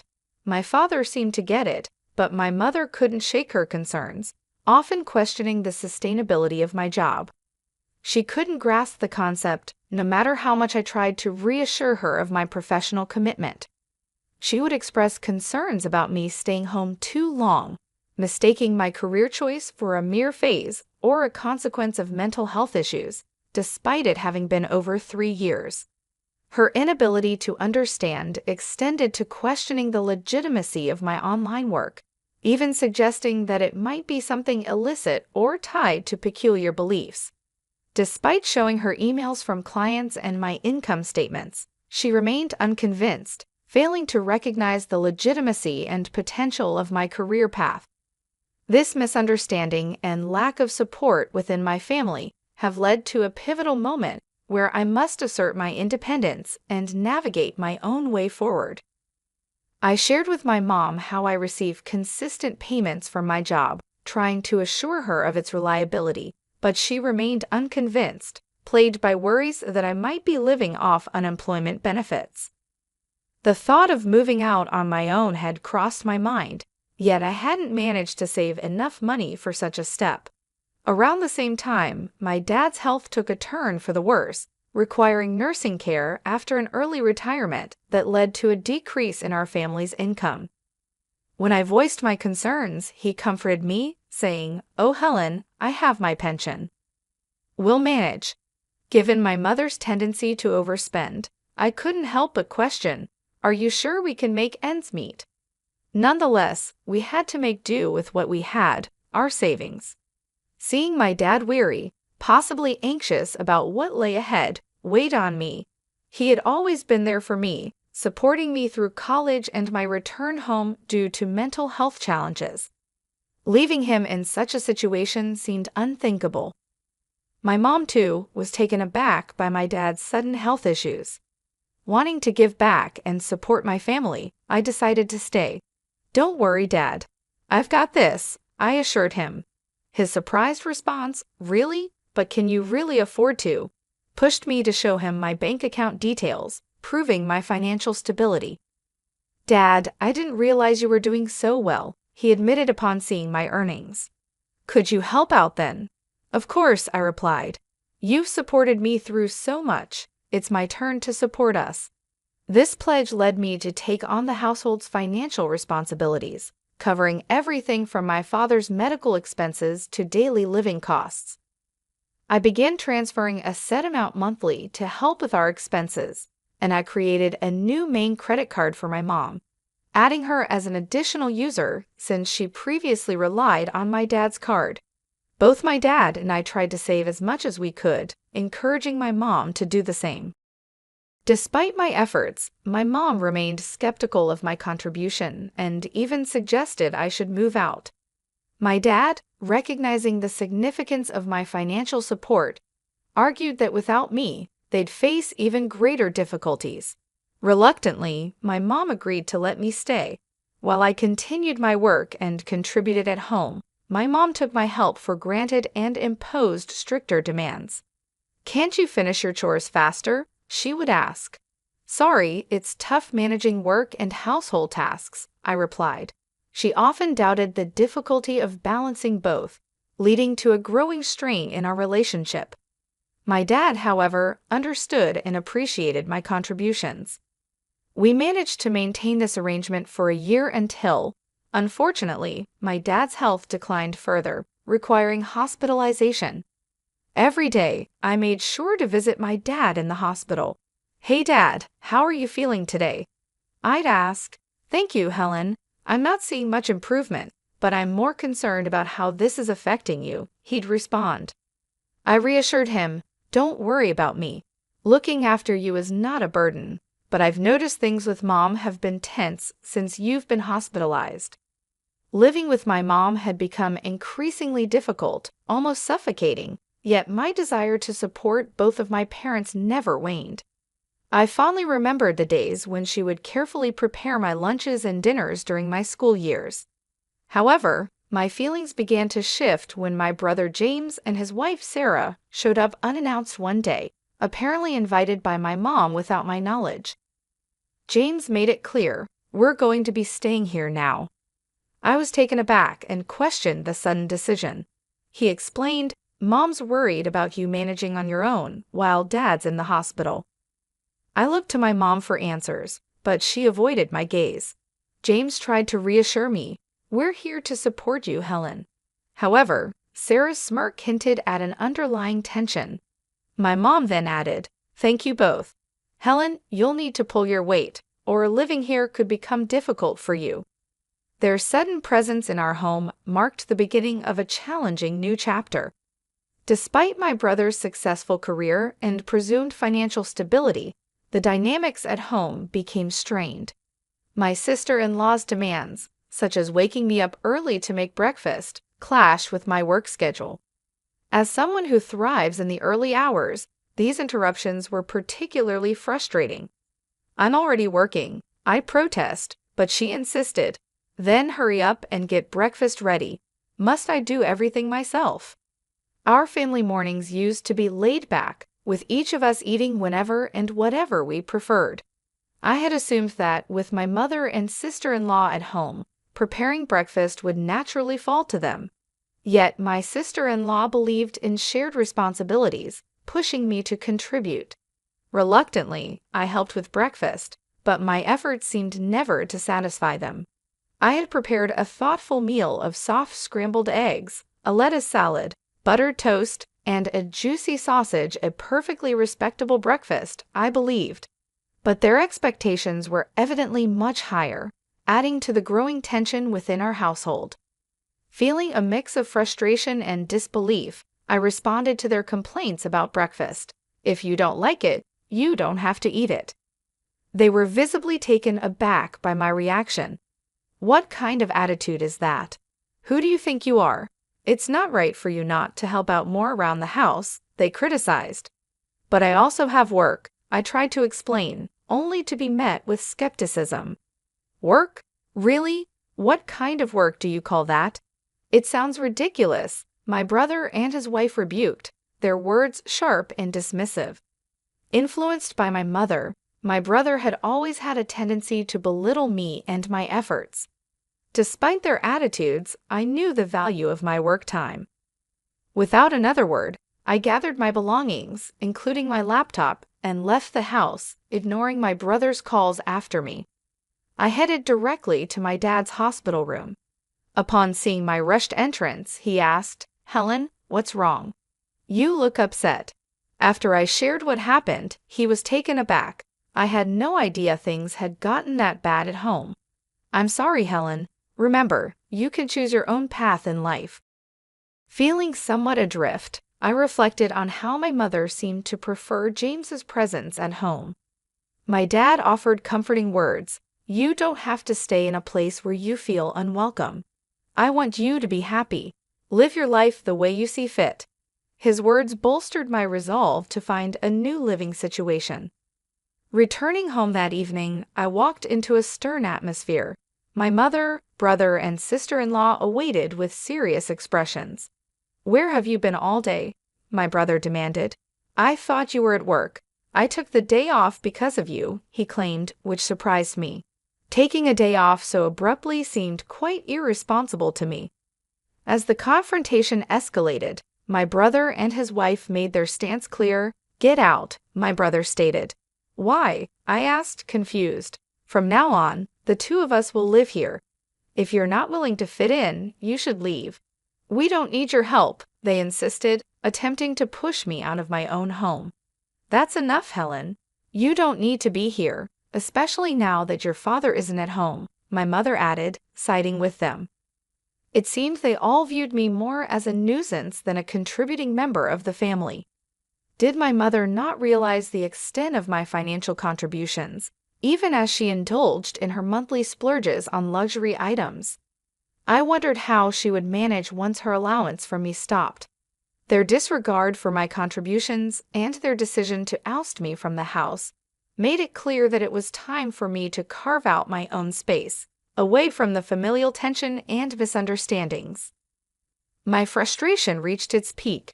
Despite numerous attempts to explain my situation, my mother, brother, and sister-in-law continued to disregard my contributions. Pushed to my limits, I decided it was time for a strategic move, a sort of wake-up call for them. I discreetly transferred the funds from the bank account tied to my mother's credit card into another account under my control, curious to see her reaction when she found her card declined. Likewise, I reallocated some money from my father's account, which had been essential in supporting our household expenses. From then on, only his medical costs would be taken from this particular account, a detail my mother was not aware of. This shift placed a newfound financial pressure on my brother and his wife, challenging them to shoulder the burden I had held for so long. After setting my plan into motion, I packed up my life and announced, "I'm leaving this place." Their faces registered surprise at my declaration. Despite their continuous negative treatment, they hadn't expected me to actually make such a decisive move. However, their smirks seemed to suggest they found some pleasure in my departure. "You're finally leaving. There was never anyone as bothersome as you," they taunted, confident I wouldn't return. "Of course, I won't. And don't bother contacting me," I retorted. As I walked away, they were still smiling, but I wondered how long their amusement would last once reality set in. In my new sanctuary, I found peace and the space to fully dedicate myself to my work. Then, unexpectedly, my brother reached out, his voice laced with surprise and a hint of desperation. "I thought I made it clear not to contact me." "What's the matter?" I asked, not hiding my annoyance. Oh, that? Well, we didn't know. Why didn't you tell us? He stumbled over his words. I tried, remember? But my work and contributions were always dismissed, I reminded him. He tried to shift blame. Well, Mom said, and I guess I got confused. That's not really my fault, is it? No, it's not. But now you're experiencing the financial strain. Mom's spending habits, coupled with the unpaid bills, it's all on you now. Managing all that was part of how I supported the household. Now that I'm gone, you'll need to figure it out, I explained calmly. The reality of their new financial responsibilities was a stark wake-up call for my brother. Without me to rely on, they were forced to confront the consequences of their actions and attitudes. This move wasn't about revenge, it was about asserting my worth and the value of my contributions, teaching them a lesson in respect and responsibility as I embarked on a path to personal and professional fulfillment. I was taken aback when my brother reached out for financial help. I need you to transfer some money into my bank account, he pleaded urgently. I couldn't help but express my disbelief. Are you serious? You work for a large company. Shouldn't that be enough? That's when he dropped the bombshell. Actually, I was let go from the job because of a major mistake I made. This revelation left me speechless. It seemed my brother had returned to our parents' home under the assumption that it was financially secure, partly due to my father's retirement pension. I had long wanted to make it clear to him the critical role I played in keeping our family afloat financially. The thought of his surprise upon realizing that it was actually me who had been managing the household's finances, assuming they were stable, was ironically amusing. This surprise would soon extend to his wife and our mother as well. Soon after, my brother's wife joined the plea. We really need your help. Our savings are running out. My mother chimed in with, your father is upset and won't be contributing to the household finances anymore. We're in a bind, but I had reached my limit. I've supported you all more than enough. You're all capable of working, so it's time to support yourselves. I'll be cheering you on from afar, I responded, a mix of determination and resignation in my voice. A plea for reconsideration came through the phone, but I stood firm, distancing myself from my brother, his wife, and my mother. My father, too, found it difficult to go back to living with my mother, opting instead for legal advice and a new living arrangement. Thankfully, this allowed me to visit him daily, maintaining our bond. A friend filled me in on my family's current situation. My brother had downsized to a modest apartment, adopting a more frugal lifestyle. My mother, traditionally a homemaker, found adjusting to employment challenging, while my brother struggled to accept the perspectives of younger colleagues in his new part-time role, leading to short-lived employment. His wife became the Prisora breadwinner, working tirelessly until the burden became too great, prompting her departure. Now, reports suggest my brother and mother are working hard to make ends meet, though my mother's penchant for overspending continues, leading to accumulating debts. While I worry about their well-being, the distance I've put between us is a reminder of the boundaries I had to set for my own peace of mind and financial security. I've reached a point where providing further financial help isn't possible for me. Right now, I'm dedicating a lot of energy toward creating a comfortable life for myself. My income has been slowly rising, and I'm thinking about exploring new opportunities. One of my biggest goals is to visit my dad every day. I want to spend quality time with him and see his joyful smile more often.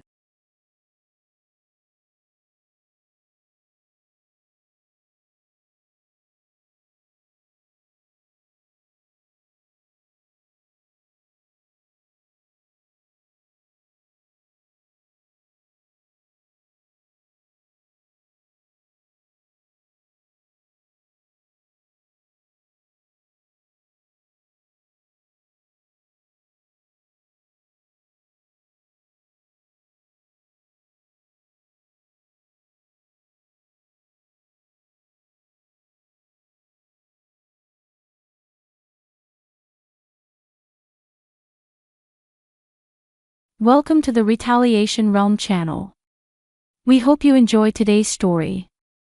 As I packed my belongings at home, my smartphone suddenly rang, displaying the word "Mom" on the screen. I picked up the phone and answered the call. Hello. Hey, where are you right now? I'm at home. Our son has been urgently transported to the hospital. Come to the hospital right away.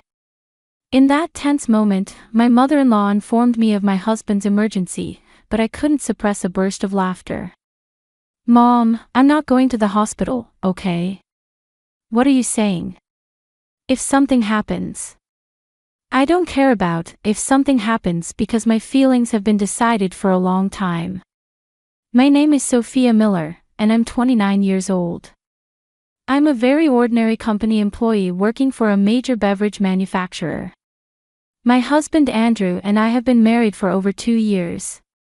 People around me often say things like, "She seems to have no worries," and each time I laugh it off. But is there really anyone in this world without worries? Even someone as carefree looking as me is currently burdened by a significant concern. The catalyst was 3 months ago, and it happened so suddenly. My smartphone received a message from my husband, "Will be late due to overtime." Since preparing dinner for just myself after returning home seemed troublesome, I decided to dine out somewhere. I headed to a restaurant that had caught my interest 3 stops before the nearest station. Despite being tired from work, it being the weekend made my steps light. This restaurant had received high ratings, and I had wanted to try it for a while. If the food is good, I thought I'd bring Andrew next time. Replying on the smartphone map, I arrived at the restaurant. The storefront was illuminated, and though small in size, it exuded a certain presence. Just as I put my hand on the entrance door, a cruel sight came into my eyes. My husband was in the back seat. Across from him sat an unfamiliar woman with long hair. Without hesitation, I let go of the doorknob and desperately tried to control my trembling body. What am I looking at now? I couldn't believe my eyes. What does that mean? Andrew said he has overtime today. Who's the woman with him? What's their relationship? Questions arose one after another, gradually leading to panic. One thing is certain, my husband is having dinner with a woman at a restaurant under the guise of working late. Unable to stand still, I turned on my heel with determination. I just wanted to get away from that place, so I kept running in a frenzy. When I came to my senses, I found myself in an illuminated park. I sat on a bench to sort out the situation. Perhaps my husband is just having a meal with a colleague from work. There might be nothing suspicious. I told myself this over and over again and decided to go home for the time being. I decided to wait for my husband to get home and talk to him. I'm home. The front door opened, and my husband's lively voice could be heard. Checking the time, it was already past 11 p.m. I couldn't shake off the discomfort thinking about him being alone with another woman until this late hour. For now, I pretended not to know anything and brought up the conversation. Hey Andrew, so today. Hey, did you eat somewhere? Somewhere, I mean. I bought dinner at a convenience store and had it at the office while working. Of course, I didn't have the luxury to sit down in a restaurant. I was too busy. You were that busy. So going out to eat with our colleague from work. Oh no. I was invited for a drink by a colleague who stayed late, but I said my wife is waiting and came straight home. Andrew talked as if he were proudly describing himself as a good husband. I could only put on a fake smile because I knew it was all a lie. Maybe I should have confronted him more firmly at that moment, but without clear evidence, claiming cheating would put me at a disadvantage. If he's really cheating, I'll have to gather solid proof before discussing it with him. It's not the right time for that, I convinced myself. From that day on, I began to investigate my husband's movements. I started noticing several suspicious behaviors that I hadn't paid attention to before. He always carries his smartphone with him, never leaving it behind. Late at night, he quietly leaves the bedroom and doesn't return for about an hour. The frequency of overtime has noticeably increased compared to before. Overtime work, which used to be at most a few times a week, now occurs almost daily. Business trips, which used to occur once every few months at most, have increased every month in the past 6 months, with unmistakable oddities in my husband's behavior. I became convinced that he is indeed cheating, and the other woman is the one with the long hair I saw that time. From then on, things progressed quickly. Since my working hours end an hour earlier than my husband's, on days when I received a notice about overtime, I started waiting for him at a cafe where I could see his office. When he came out, I followed him and, as expected, found him meeting his affair partner in an alley. It was the woman I saw at that restaurant. The two of them boldly embraced, exchanging kisses a few times. I recorded that moment on my smartphone, and during the nausea afterward, they hailed a taxi and disappeared somewhere. Since further tailing them was difficult, I abandoned the pursuit. Back home, I checked the video, but due to the darkness, it wasn't very clear. I don't know if this is enough evidence, so I decided to take the bold step of hiring a private investigator. While searching for a reputable detective agency on my computer, my smartphone rang. When I realized it's my mother-in-law calling, my brow furrowed involuntarily. Letting out a deep sigh, I switched my mindset and answered the phone. Hello. Sophia, it's me. What were you doing just now? Right now, well, I was doing some research on the computer. You answered the phone earlier than usual, so I figured it must be something like that. If you were cooking or doing laundry, you'd have taken longer to answer, right? Even if you're doing housework or not, it should be the same as long as you have your smartphone with you. I couldn't quite understand my mother-in-law's reasoning, but without delving into it, I continued the conversation. So Mom, what's the matter today? It's not, what's the matter, you know what it is. When are you going to quit your job? If it's about that, as I always say, I don't have plans to quit my job anytime soon. Are you still saying that? You're part of the Miller family, you know. Instead of working, hurry up and focus on the household. But considering the future, I think it's better for me to work and save money. Andrew is earning, so there shouldn't be any problem, right? You always make excuses. You're not cute as a daughter-in-law, you know. In my usual habit, I involuntarily muttered an apology. I'm fed up with myself for acting like that. Is it a story from some bygone era that women quit their jobs and enter the home just because they got married? To put it plainly, I actually earn more than my husband. My mother-in-law is still unaware of this fact and mistakenly believes I'm just a daughter-in-law who continues to work without contributing significantly. It's fine that her son is dear to her, but it's going too far. The calls from my mother-in-law are increasing day by day. What started as once a month is now every 2 days. Every time I'm told to quit my job and focus on the family, and it's wearing me out. Even consulting with my husband hasn't led to a solution. I've asked him many times to talk to his mother, but he hasn't done anything. Instead, my husband laughed and said, "But is it what Mom says true?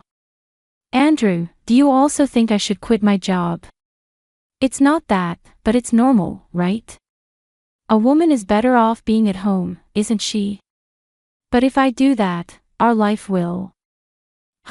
Are you implying my earnings are not enough? No, it's not like that. So that's what you mean, right? Whether you're looking down on me or not, making such comments is a turn-off. I'm sorry. Since then, I feel like I might step on his landmine again, so I can't bring up this kind of conversation. Perhaps no matter how carefully. I chose my words carefully, knowing he would interpret them sarcastically. If he's cheating, he likely thinks I won't find out at all. Maybe he doesn't even expect me to do anything, as his actions had become so bold. Perhaps it is my own fault for not having noticed the affair before, but the fact remains that cheating is far worse. Afterward, I found a reputable private investigator, so I decided to request an investigation of my husband's affair to find out who the other party was and to get proof of the affair. A few days later, when I went to inquire about the results, the outcome confirmed my suspicions. The person involved in the affair was a woman named Emily Silva, a colleague at the same company as my husband. I was thinking that I would like to have more evidence when my husband made the following comment. Next weekend, I have a business trip to Chicago. I'll buy souvenirs, so look forward to it. Got it. I'm looking forward to it. I didn't know if he was really going on a business trip or if he was going out with his affair partner. Anyway, I decided to inform the investigators at the private detective agency about this fact and request an investigation while he was away on a business trip. I decided to visit my parents' house a week later.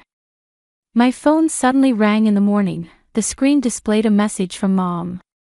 While thinking that this might be the last time I talked to her, I tapped the call button. Hello. Hey, where are you right now? My mother-in-law inquired about my whereabouts with a sense of urgency. I knew that this was not a normal situation, but I responded calmly. Now I'm at home.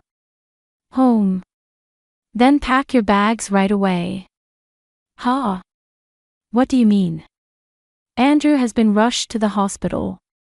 Come to the hospital immediately. Rush to the hospital. Why do you, Mom, know about it? We got a call. He told the ambulance crew to call me, not his wife. My mother-in-law explained this to me with a somewhat triumphant tone. Perhaps my husband asked his mother to contact me, fearing that his affair would be exposed. Unaware of this, my mother-in-law yelled at me, "Are you listening? Andrew had an accident. He's conscious but he can't move his body."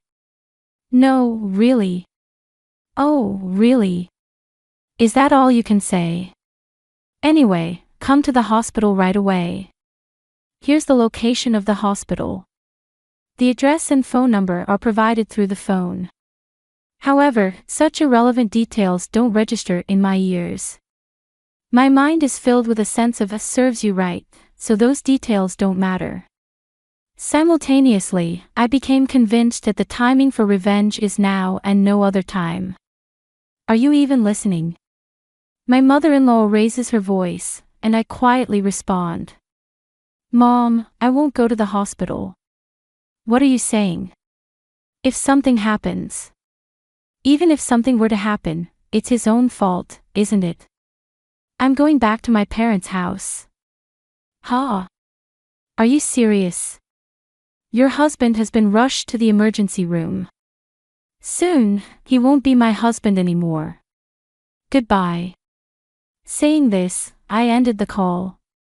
My mother-in-law called several times afterward, but I didn't answer. A few days later, when I visited the detective agency, I heard a surprising fact from the investigator. Paralyzed on one side. Yes, it seems your husband, who was in the passenger seat during the accident, was severely injured. What about that woman, Emily? She only suffered minor bruises. She has already been discharged. I see. It turns out that the one driving was not my husband but his affair partner. I had heard that in the case of a car accident, the passenger seat could suffer more significant damage, but I never expected it to be this severe. However, even after hearing about such a situation, I didn't feel any pity. Instead, I couldn't help but see it as punishment for betraying me. After receiving evidence of the affair trip from the private investigator, I immediately visited a law firm. Since the evidence was solid, I was able to quickly initiate divorce proceedings and claim alimony. That night, as I was about to go to sleep at my parents' house, my phone rang. My husband's name appeared on the screen. With the intention of settling things with this call, I answered. Hello, Sophia. Why aren't you coming to the hospital? Why? It wasn't you who told the paramedics to call my mother-in-law, but you're still my wife, right? Normal wives would come, at least for a visit. Why wouldn't I come for a visit? Don't you understand that better than anyone else? Ha! Did you think you weren't caught? Your affair, that affair trip with Emily, ended in a terrible accident. My condolences. Why bring up Emily? Seemingly, my husband didn't think I was aware. He stammered and appeared unsettled. In the background, my mother-in-law's voice could be heard asking what was going on.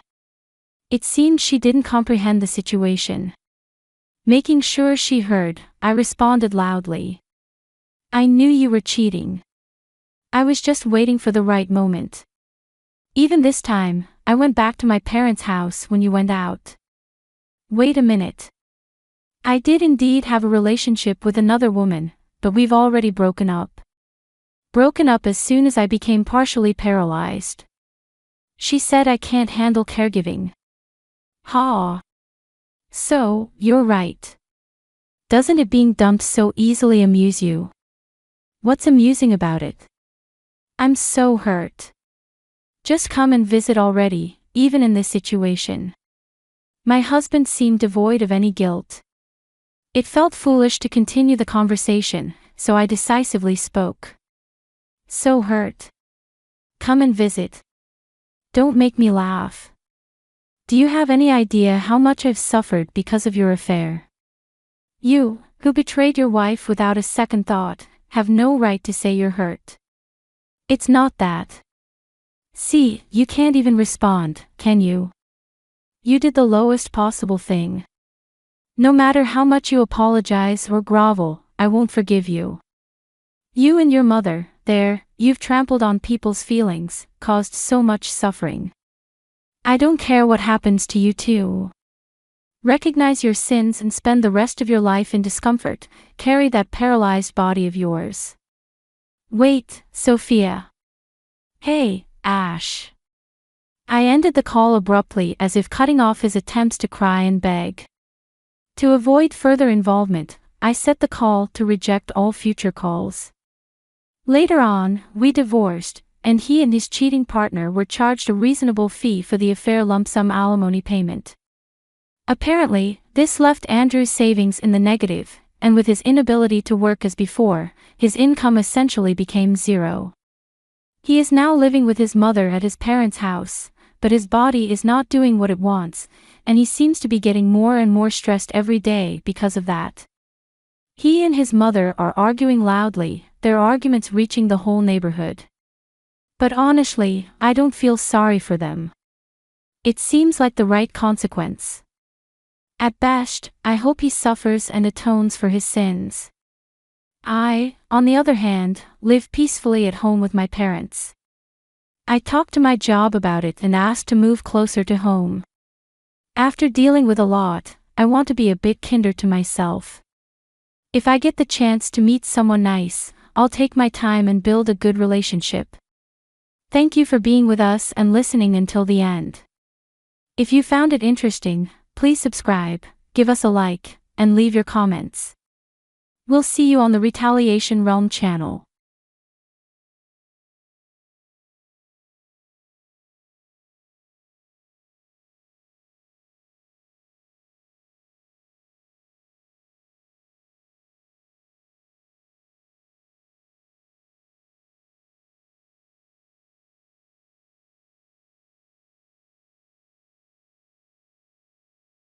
We don't want you here anymore. Leave, you lazy person who works from home, my sister said angrily. Even our parents agree. Leave. I'm tired of a family that doesn't appreciate me and my dog. If they're going to act like that, then I'll do what I want. That's when I decided to get back at them. My name is Kathy, and I'm 33 years old and single. I design websites as a freelancer, which means I can work from home using just my laptop. I have a dedicated spot in my house where I work, and I set my schedule. Even though I had a good job, my parents started to interfere with my work about 2 years ago. One day, while I was working at home, my parents came over to visit. As soon as they walked in, they glanced around the room and began talking. Mom, this house is spacious. It feels like we could live here too, my father said. You're right. There's even a spare room. Plus, it seems like a waste for Kathy to live in such a big house alone. Yeah, let's do it. We're moving this weekend. My parents didn't even acknowledge me and made all the decisions without consulting me. I made it clear that I didn't want to live with them. Hold on. I don't want to live with you guys. What are you talking about? I said. My father's face turned red with anger and he shouted, You took control of this house, claiming it from your uncle, trying to make it yours. You've hit a new low trying to take over. I simply had a conversation with Uncle and he gave it to me. Don't try to justify yourself. In any case, our old house is crumbling. Your mother and I are moving in here this weekend. In reality, this house was a gift to me from my father's brother, my uncle, who always spoiled me. The ownership is still under my uncle's name, but he gave me permission to use it however I want, according to my father. I don't mean to belittle temp jobs, but I certainly make more money than she does. I understand that my parents' generation may not fully understand the idea of working from home, but it was still painful to constantly feel underestimated. Then one day, while I was preparing dinner, instead of my usually idle parents, the doorbell rang unexpectedly. To my surprise, it was my sister Sandy carrying a lot of luggage. Sandy, what's happening? It's been a while, I said, startled. Kathy, this might seem sudden, but I'll be staying in this house from now on, Sandy announced. I was taken aback and blurted out, What about a big house?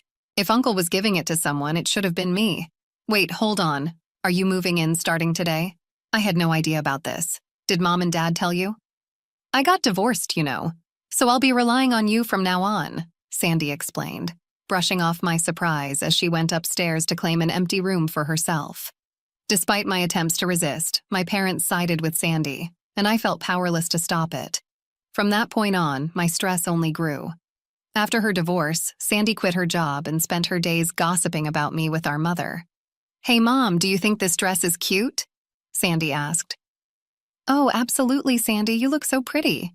It suits you perfectly, don't you agree? It's definitely not something Kathy would wear, right? Well, Kathy is more on the simple side. That's probably why she's having trouble finding a job. She just stays home and plays online, my mother responded. You can't just say things like that, I muttered to myself as I continued cooking dinner, feeling the sting of their conversation. I was itching to respond. I don't mean to belittle temporary jobs, but I certainly earn more than she does. I understand that my parents' generation may not fully grasp the concept of working from home, but it was still painful to constantly feel underestimated. Then one day, while I was preparing dinner instead of my usually idle parents, the doorbell rang unexpectedly. To my surprise, it was my sister Sandy carrying a lot of luggage. Sandy, what's happening? It's been a while, I said, startled. Kathy, this might seem sudden, but I'll be staying in this house from now on, Sandy announced. I was taken aback and blurted out, What about a big house? If Uncle was giving it to someone, it should have been me. Wait. Hold on. Are you moving in starting today? I had no idea about this. Did Mom and Dad tell you? I got divorced, So I'll be relying on you from now on, Sandy explained, brushing off my surprise as she went upstairs to claim an empty room for herself. Despite my attempts to resist, my parents sided with Sandy and I felt powerless to stop it. From that point on, my stress only grew. After her divorce, Sandy quit her job and spent her days gossiping about me with our mother. Hey, Mom, do you think this dress is cute? Sandy asked. Oh, absolutely, Sandy. You look so pretty. It suits you perfectly. Don't you agree? It's not something Kathy would wear, right? Well, Kathy is more on the simple side. That's probably why she's having trouble finding a job. She just stays home and plays online, my mother responded. You can't just say things like that, I muttered to myself as I continued cooking dinner, feeling the sting of their conversation. I was itching to respond, but I knew that would just play into their hands. So no matter what they said, I kept living without reacting.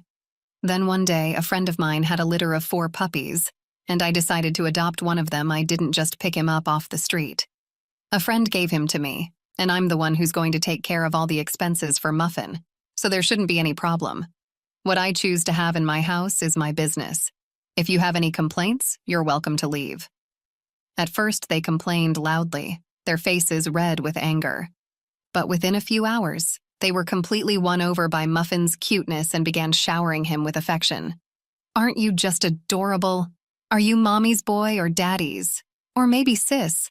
Look this way, sweetheart." Wait a minute. What happened to their anger from just a moment ago? Was it all just a dream? My entire family became completely enamored with Muffin. From then on, they were always doting on him. Because of this, their animosity toward me decreased, and I could enjoy relatively peaceful days. Then one day, an incident shattered this calmness. While I was out running an errand, I got a call from my sister Sandy. "Hello, come back home immediately," Sandy burst out.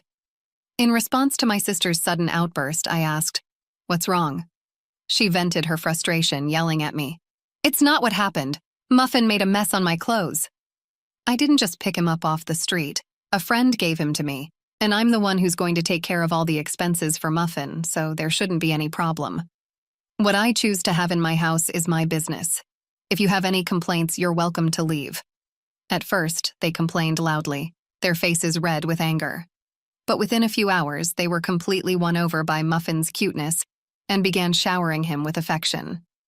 "Aren't you just adorable? Are you mommy's boy or daddy's? Or maybe sis? Look this way, sweetheart."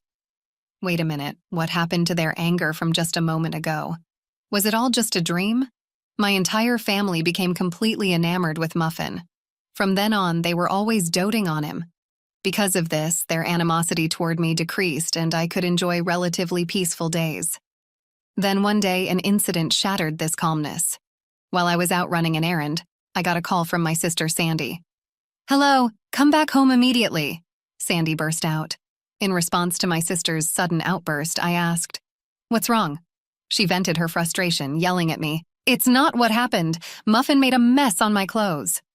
"What if they smell? I'll just wash them quickly and they'll be fine. Besides, isn't it your fault for leaving your clothes on the floor?" I reasoned. "What? It's my fault? It's your lack of training, Muffin, that's to blame," Sandy retorted. "Enough, Muffin is still a puppy, you know.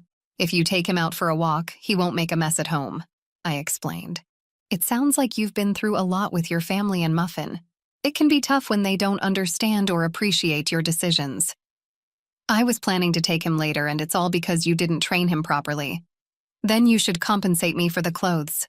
Sandy's voice crackled over the phone. As expected, when I arrived home, my sister was furious. Both my parents had been alerted and stood beside Sandy, glaring at me. Sandy tossed the dirty clothes at me and started yelling again. "I'm going to make you pay for the cleaning, got it?" "Why should I? It's your fault for not taking him for a walk and leaving your clothes on the floor," I replied, trying to reason with her. "Shut up. Stop arguing back. This only happened because you brought this stupid dog home," Sandy shouted, her face flushed with anger. "Calling him a stupid dog? You were fond of him before. Isn't it harsh to label him that just because he had a small accident? It's your fault for not training him properly. Take responsibility," I retorted, feeling frustrated by her selfishness. Why can't my family think beyond their convenience? I thought to myself, appalled by my sister's behavior. My parents interjected. "Hey, Kathy, shouldn't you at least apologize to Sandy first? How can someone who's currently unemployed say such a thing? And who do they think is covering the household expenses? It's me," I exclaimed in disbelief.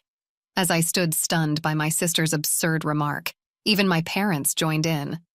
"That's right, Kathy, leave this house. Your presence only brings us bad luck. You're a jinx," my mother added, her tone cold and unwavering. All three of them kept insisting that I leave. At that moment, my anger boiled over. "That's enough. I've had it. If this is how it's going to be, just wait and see," I muttered under my breath. Fueled by a desire for revenge, I packed my belongings and left the house with Muffin. My sister's words only added to the tension. "This is all because of you. If you had just done what I said, none of this would have happened," Sandy shouted after me. They still didn't grasp the severity of their situation, even though the consequences awaited them. But I didn't care. Let them deal with it on their own. Hiding my smirk, I left the house with Muffin. As expected, a few days later, my sister called in a panic. "Kathy, please help. Something's wrong with the house." "What's going on with the house all of a sudden? We were given until the end of this month to leave." "So what's the issue?" "What do you mean? What's the issue? Why are we being told to leave?" "Well, I've decided to sell the house. What? Sandy seemed to freeze, her voice trembling. What? What does that mean? You decided to sell it? Well, actually I do. You see, that house became mine a month ago, I explained calmly. What? Yes, I officially inherited the house from my uncle. And yes, the title is in my name. It's no wonder Sandy was shocked. I hadn't mentioned this to anyone, I thought to myself. You're joking, right? Even if Uncle transferred the title to you, you can't just sell it like that, Sandy exclaimed, her voice filled with disbelief. I was concerned too, but right after you told me to leave, I spoke with Uncle. He confirmed that the house is now yours, Kathy. He said, do whatever you want. You should get away from that awful family as soon as you can. What? That can't be. Sandy's voice wavered. Whether they had been listening to my conversation with Sandy on speakerphone or not, my parents began to protest. Kathy, stop this nonsense. It sounds like you've been through a lot with your family, but I'm glad to hear that you're finding peace and happiness with Muffin in your new life. We have nowhere else to go if we leave this house, that's correct. It's unthinkable to treat your own family like this. If you're a good daughter, show some respect to your parents, my mother pleaded. Respect? I questioned quietly. What are you talking about? You've always favored Sandy over me. Who do you think has been supporting your lives for the past few years? You had nowhere to go, so I reluctantly let you move in with me.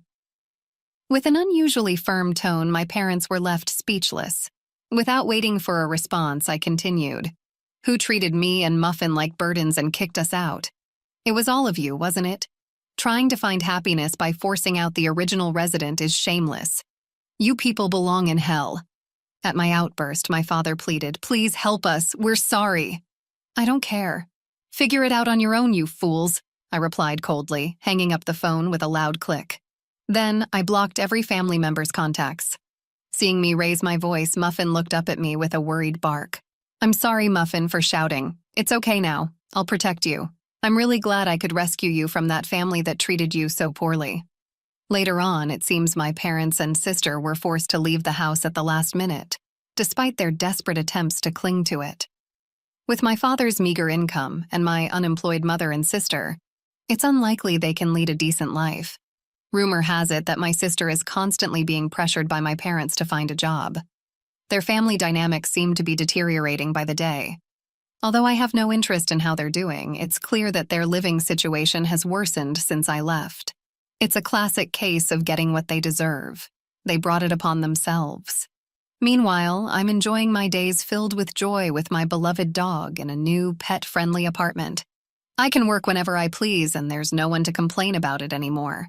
I can use my earnings solely for myself and my dog.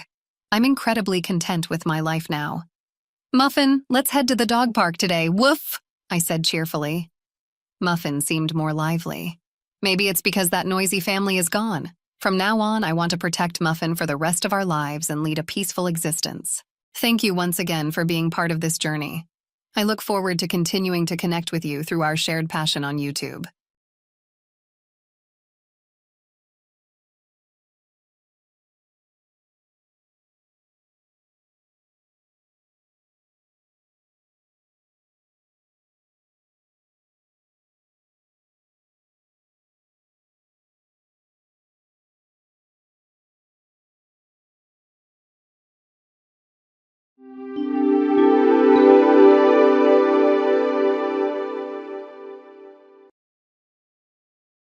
Natalie was filled with joy as she prepared to join in matrimony with Benjamin, a young man with great aspirations for success.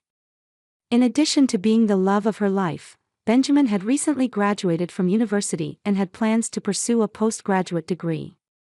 However, Natalie's future mother-in-law was not happy with the impending marriage. She believed that her beloved son was going to ruin his life by marrying that poor girl, Natalie. She did not like Natalie at all and considered being a nurse in a hospital as an insignificant profession. That was the partner her brilliant son did not deserve, in her opinion. Of course not, her son deserved more, and she would take care of getting rid of that girl no matter what. At that moment, Natalie had carefully chosen her wedding dress, opting for a simple and affordable one that she had bought herself with her savings. She had tried it on with excitement several times, delighting in how it enhanced her figure. However, just 2 weeks before the long-awaited celebration, an unexpected twist changed the course of her life and led to the painful cancellation of her eagerly anticipated wedding. In her daily routine, as Natalie walked back home through the picturesque park, she was startled by the heartbreaking cry of a little one coming from behind an old bench. Moved by curiosity and compassion, she quickly approached and discovered a 6-month-old baby with curly hair and dark skin crying inconsolably in a modest basket. Unable to resist, she picked him up. The scene deeply moved Natalie, not only altering her wedding plans but also her perspective on life. Living very close to the park, Natalie decided to take the child to her home. She then asked her neighbor, Mrs. Monica, to stay with the baby for a while. While she was away acquiring the necessary items, Mrs. Monica, observing the little one, couldn't help but express her concern in a scolding manner. "Are you naive or what, girl? Do you understand the magnitude of what you've done? How could you bring him to your house, and now what do you plan to do with him?" "Serenity," Natalie replied, "tomorrow I'll take him to the police station, ma'am, don't worry. It's just for tonight, and I'm sure Benjamin will help me with everything." "How do you plan to explain it to the police?" "I can bet they'll subject you to questioning, and you might end up in court. I'm sure that's the last thing you want, and honestly, you should have avoided all this from the beginning. It would be better if you returned him to that place and saved yourself all these problems." "What are you saying, Mrs. Monica? This baby is not a cat. Actually, I wouldn't even leave a cat on the street, both of them make me very sad. But besides, oh my God, girl, I don't know what you're thinking. How do you plan to explain all this to your future husband, especially when you're on the verge of that long-awaited marriage? Benjamin is a good guy from a good family. I don't think they'll accept you with these excuses. Remember that Mississippi Vanessa doesn't want you in her family, so she'll do everything possible to convince Benjamin to leave you and that child. It's nothing but trouble, I assure you, girl." "Leave it where you found it," advised Mrs. Monica, but Natalie shook her head. "Benjamin is understanding, neighbor, I'm sure he'll understand the situation," Natalie tried to justify, seeking to calm Mrs. Monica's concerns. However, Benjamin not only didn't understand the situation, but he became so enraged that he even raised his hand to poor Natalie. The man had started to suspect infidelity on Natalie's part, fueling the idea that she had hidden the truth and that the child had been born many months ago. "Tell me, Natalie, tell me. How long have you hidden this baby from me? We've been together for 6 months. What a disgrace. I can't believe you've made a fool out of me. You gave birth so long ago and hid it from me. You left this child with someone else. You're an unnatural mother, and now you expect me to accept him as if he were mine. I'm sorry, Natalie, but I don't want anything to do with you or your child anymore. Also, haven't you realized it's quite peculiar? I can't believe you have a child with dark skin. For God's sake, keep him away from me." Natalie was left distraught. Stunned by Benjamin's words, she would have never expected such a reaction from her future husband, the man whom she swore to know and love. This was especially hurtful because he had judged that little child solely based on the color of his skin. Not only that, but he had also accused her of being unfaithful. "Benjamin, why don't you trust me? Everything I've told you is true," exclaimed Natalie, trying to justify the situation. To this, Benjamin responded, "Perhaps you should go to the South African consulate. There, you'll surely find someone willing to marry you quickly. You can deceive one of those men more easily than you can deceive me.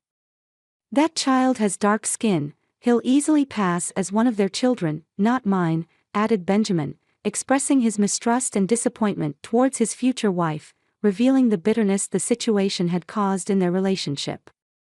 Benjamin left, and Natalie succumbed to heart-wrenching tears. The situation had caused deep pain in her heart. She spent an entire week trying to reach him, but Benjamin didn't answer calls or text messages. Finally, it was his mother, Miss Vanessa, who answered and spoke to Natalie in a high tone, not caring to moderate her words. She demanded that Natalie leave her beloved Benjamin alone. "Not only do you not deserve to be with my son, and I knew it from the beginning, but you also make him feel humiliated. You've made a serious mistake, dear. These secrets should be revealed after the wedding, not before. But now it's too late. I've managed to get you out of my beloved son's life, and that's the most important thing.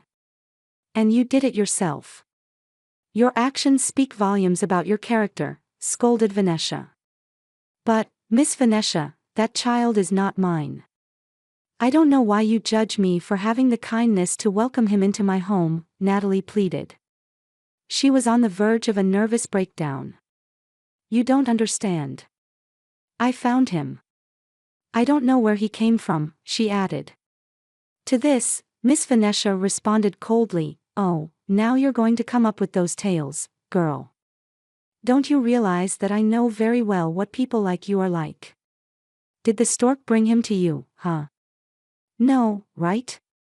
Well, I'll tell you something. Forget about Benjamin. He doesn't even remember you. Today, for example, he went to Camille's day, that beautiful girl, someone perfect for him. So, you see, if he didn't tell you, it's for a reason," replied Vanessa with a coldness that heightened Natalie's suffering. Natalie hung up the phone with a sigh and approached the little baby, who was playing in the makeshift crib she had set up. "Do you realize, little one, the amount of problems you and I are facing now? They're not normal, but it doesn't matter. We'll manage somehow. What we need is to move away from here. Yes, we'll move together. I'm paying the rent, but soon I won't be able to do it anymore. What do you think if we go to the town? I have a small cabin there inherited from my grandmother. We could live together." The underlying reason behind Natalie's decision to keep the baby was the lamentable situation of the orphanages in the country. The centers dedicated to caring for orphan children were completely neglected, and the authorities did not properly attend to them. Many children, upon reaching adulthood, ended up in precarious situations without proper support. Natalie could not ignore this reality and decided to take on the responsibility of caring for the little one. 5 long years had passed since she left the city to move to the countryside. Initially, the town's inhabitants observed her with curiosity when she walked with the little boy or ran errands, and they didn't trust her much. They didn't believe that little Randy, as she had named him, was her legitimate son due to the difference in skin color, but Natalie genuinely didn't care. Only she and the little boy knew the reality they had to live with. However, with time, people got used to it, and they stopped bothering her with their questions. The new life in the town gave Natalie and the child the opportunity to start fresh, free from the prejudices and judgments of the city. Natalie decided to legally name the baby Randy once she completed all the paperwork and obtained the birth certificate. Her training as a nurse proved very useful, especially because no doctor wanted to establish themselves in the picturesque town where they now resided. Natalie took on the role of a nurse at the local medical clinic, making it easier to obtain the necessary documentation for her son. Life in the town continued its peaceful course. Each day seemed to pass with the same serenity as the previous one. Little Randy, now accustomed to calling Natalie Mom, filled the daily routine with laughter and mischief. Natalie felt deeply proud to be his mother, considering him her most precious treasure and the best son in the world. The bond between them strengthened over time, woven with love and mutual care. This way, Natalie's life continued. She learned to bear scarcity with dignity, holding her head high. The memory of Benjamin and her previous life faded with time, and she resigned herself to the idea that it was for her to be tied to that small town alongside her adopted son. However, destiny had other plans reserved for her. One day, an imposing car stopped in front of Natalie's modest house. A tall man with dark skin, dressed in an elegant suit, descended from it, followed by a young woman. A driver, dressed in a simple white shirt and jeans, closely followed them. Surprise reflected in Natalie's eyes as she observed them, but soon she sensed that their visit was destined for her, and there was a specific reason for it. In that instant, she understood that perhaps the moment was approaching when she would have to part from the child she had come to consider as her own. "Good morning, ma'am," began the tall man with dark skin, revealing a subtle accent. In her words, "We need to talk to you, it's very important." "Certainly, please come in," Natalie responded, stepping aside to let them in.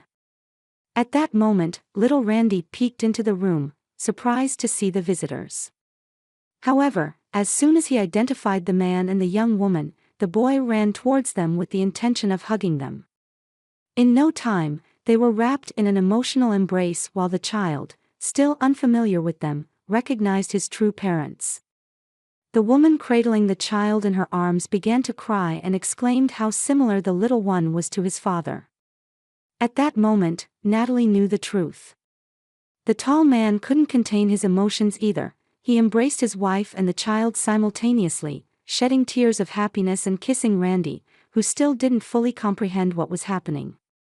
Yet, deep down, his little heart felt an affinity for these strangers. When the emotions finally settled, Natalie brewed some coffee and extended an invitation for everyone to sit at the table. She already had knowledge that they were Randy's father and mother. On the other hand, Sam, the driver, briefly explained that the tall man was the consul, and the woman was his wife. In their country, both held significant positions, and their family had fallen victim to political intrigues, resulting in the abduction of their little one when he was only 8 or 9 months old. For years, they had searched for their beloved son, unable to find him or have any signs of him. They thought the baby had passed away until one day they received information about a white woman with a dark-skinned baby in the northern part of the country. With hope in their hearts, the parents resumed their search, with the assistance of their dear friend Sam, who also joined the cause. That's how their efforts led them to this quiet town. A few hours later, the three bid farewell, taking Randy with them, revealing that he was the heir to the throne. For a whole week, Natalie was immersed in deep melancholy. However, several days later, she received a cheerful visit. It was Sam, the driver, who came to share that the child was more than well and would receive an education in the diplomatic corps. Randy's true parents were very wealthy, and his future would be splendid, full of opportunities and prosperity, something humble Natalie could never have provided.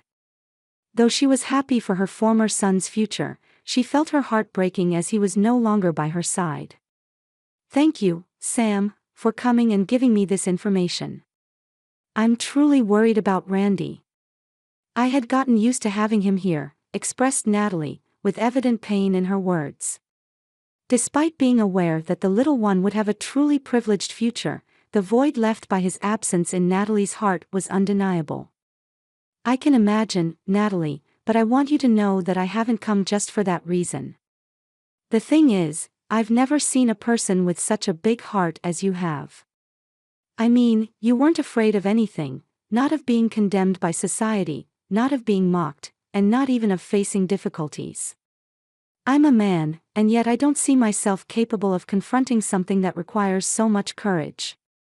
Likewise, I'm impressed with the way you've raised the child.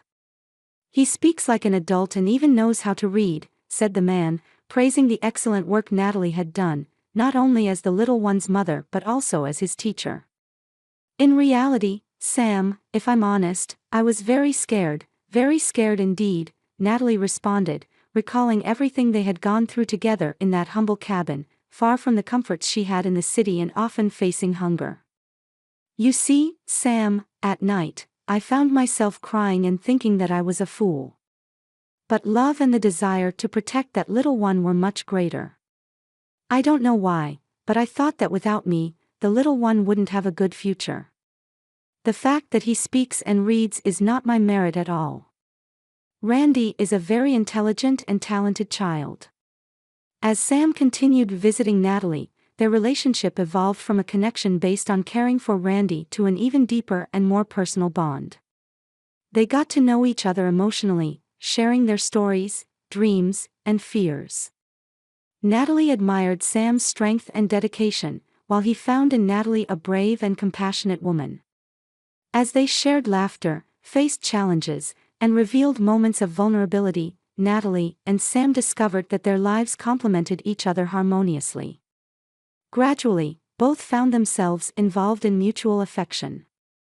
They finally decided to get married, but after some reflection, Natalie accepted the proposal and asked Sam to wait at least 2 or 3 months before taking the step towards marriage. This waiting period would allow them both to adjust to the new dynamics of their lives and solidify their relationship before embarking on the commitment of marriage. "I don't have much, Sam, and from what I know, you aren't wealthy either. What do you think if we don't have a big wedding? Even so, I should have something to offer you. As for the rings, we can save up between the two of us and buy them. I'll also need to move to another place. I want to sort out all my affairs and transfer my responsibilities to the nurse who will eventually take my position. It may seem like someone interested in the job, and that's fine, Sam." When the day before the wedding arrived, Sam went to Natalie's house to pick her up. Together, they headed to a charming hotel where he informed her that she could spend the night, assuring her that he would send a stylist along with a specially chosen dress for her in the morning. "I hope you don't mind, my love, but I bought everything myself. I wanted to surprise you. Is that okay?" Sam asked with a smile, pointing to the box containing the carefully selected dress for her. "Okay, my love. Thank you very much," Natalie sighed, admiring the box that held the mysterious dress with a mix of excitement and curiosity. The next morning, knocks on the door woke Natalie. It was time to get ready for the wedding. When she opened the mysterious box and saw the dress Sam had chosen especially for her, she was completely surprised. The garment exuded elegance and refinement, reflecting the meticulous attention he had put into every detail. This dress couldn't be compared to the humble one she was going to wear at her previous wedding, which she had funded with her modest savings. Surprise and gratitude filled Natalie's heart, creating an atmosphere of special anticipation for the day ahead. "My God, how much must Sam have spent on all this?" Natalie asked with wide-open eyes. The dressmaker responded, "That shouldn't worry you, miss," she said with a reassuring smile. "Now I'll take care of styling and makeup, so please make yourself comfortable and just enjoy this moment." Natalie looked at herself in the mirror and was filled with awe. Stupefied, the transformation was astonishing, although she felt somewhat uncomfortable due to the extravagance. At that moment, she was informed that the car was already waiting for her. Upon arrival, they found themselves in front of a majestic wedding palace, and Natalie's nerves intensified as she walked down the aisle. She marveled at the elegantly dressed people chatting and smiling in a celebratory atmosphere. The ladies wore exquisite attire and observed her with admiration. Sam smiled at her from the entrance. "What does all this mean, Sam?" Natalie asked, even more surprised. "Well, you see, you are marrying me, and the consul lent us this beautiful place for the wedding," he replied with a radiant smile, revealing a hint of mystery. Natalie's astonishment was evident in her expression. "But you're just the chauffeur," she said. No, not just the chauffeur, my dear. I'm also a friend of the ambassador, to whom you returned his beloved son. By the way, here's the complete family," Sam announced, pointing to a group of distinguished people approaching with evident warmth. Natalie turned, and little Randy ran towards her with enthusiasm. The young woman knelt to embrace the little boy. Strong applause resonated throughout the hall as the guests were already familiar with Natalie's touching story and her love for little Randy. The celebration was a resounding success, full of emotions and gratitude. Over the years, precisely 15, Natalie experienced the fulfillment of a happy life with her beloved husband, raising their 2 children, a girl and a little boy. Additionally, she continued to thrive in her profession. She had studied and worked hard to secure the position of chief surgeon in a renowned clinic. One day, she was taken to the operating room to treat a patient with extremely severe fractures. Natalie immersed herself in the task, dedicating tireless hours to reconstruct the man's bones. Emerging from the operating room, exhausted but satisfied, an elderly woman turned to her. "Doctor, can you please tell me if my son will live?" "Yes, Miss Vanessa, your son Benjamin will live. I did everything possible, even the impossible," Natalie responded, exhausted, as she headed to the rest area. Vanessa, still not completely understanding the situation, approached the first nurse she saw. "Excuse me, miss, what is the name of that doctor?" she asked, pointing to Natalie, as the woman seemed very familiar. "Her name is Natalie. She's our best surgeon. She has a God-given gift. Not only did she save your son's life, but it's also possible that he can walk again. You'll see." "Her name is Natalie," exclaimed the nurse, surprising Miss Vanessa. "It can't be. Now, she has children and is married." "Yes, that's right, ma'am, and her husband works in an embassy. I think he's a high-ranking official, and they have 2 beautiful children, both with dark skin," the nurse explained. "Could it be that Dr. Natalie's children have dark skin?" Miss Vanessa asked. "Well, you also know this story." "I apologize, the truth is, I don't know it. I just assumed." "Well, one day, Natalie saved the son of a consul or maybe even an ambassador, but I'm not sure," said the nurse, leaving. Vanessa covered her mouth with her hands. How could she have been so wrong? But, of course, who knew that these things could happen? If she had helped. She sat at the wheel, contemplating how much time and money would be needed to recover. And then, perhaps, she would have to apologize to Natalie. If she forgave her, maybe Natalie would be encouraged to help them, but it was very unlikely. The saddened woman sighed. "Life is so unfair," the elderly woman reflected. "Some people have a complete home, a solid marriage, honor, and wealth, while others, like my Benjamin, live immersed in poverty and pain. God, how wrong I was about that girl, and now I truly regret my actions," the woman affirmed, lost in her thoughts. With time, Miss Vanessa decided to confront the past and missed opportunities. So, she sought out Natalie to express her gratitude and offer apologies for not recognizing her worth. To Miss Vanessa's surprise, Natalie received her with understanding and without resentment. Benjamin, though facing difficulties, began rebuilding his life with the support of his mother and the unexpected help from Natalie. He managed to overcome his problems and resumed the path to stability. Over time, he found a new calling in education, becoming a dedicated teacher committed to the well-being of his students. Dear friends, the story of Natalie, Miss Vanessa, and Benjamin became a testimony of second chances. As the years passed, life offered them new perspectives and possibilities, proving that sometimes destiny can change when least expected. Thank you very much for joining us in this reflection. I look forward to seeing you in another video on this channel.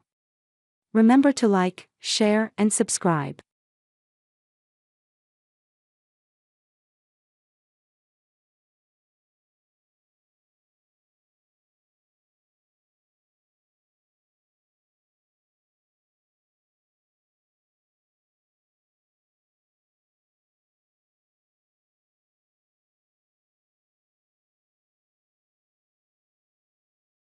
Building your own home is a huge milestone in life. This is a story about how my marriage collapsed after achieving this dream. I am Adeline, 30 years old. My family includes my 35-year-old husband, Yuri, and our 3-year-old daughter, Sarah. We are going to build a house of our dreams. When I told this to my family, I hoped they would believe in me, that it would be smooth sailing. But that was not the case. That's how it works with other people, maybe, but not me. I have been having endless problems lately with getting the house built, and my in-laws keep getting in the way. It all started to fall apart one day when I left my daughter at my in-laws' house. Yuri and I are always working and barely have any time together during the week. We spend most of our times on the weekend touring properties and consulting with home designers. When we took our daughter with us, she would get bored and become restless, so we always left her with my parents, who lived nearby. One morning, however, they informed me that they could not take care of Sarah because my father was not feeling well and had to go to the hospital. Ah, no choice, I thought. We have to cancel our plans for the day. I thought so. But then my husband said to me, "Why don't you just ask my parents to take care of her?" I was honestly concerned that my husband and I were about to have a conflict. To be honest, I don't get along well with my in-laws. My in-laws are the kind of people who think once you're a family, they can treat you however they want. Since when did that become the norm?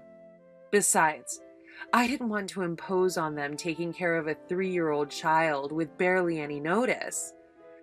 But if I put off my plans for a day, then progress on the house would be delayed. After much deliberation, I decided to leave my daughter with my in-laws. As soon as I finished my errands, I bought some expensive sweets and souvenirs and headed straight for my in-laws' house. Perhaps because I came bearing gifts, my in-laws were in good spirits and accepted my gifts.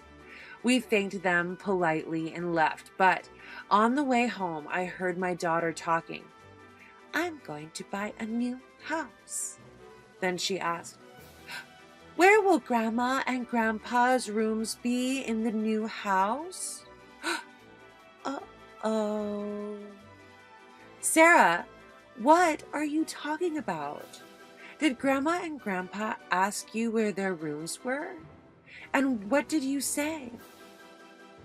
"I don't know." My daughter looked down at the stuffed penguin she held in her arms like she didn't want to talk anymore. I told her, "Honey, Grandma and Grandpa aren't coming to live with our family."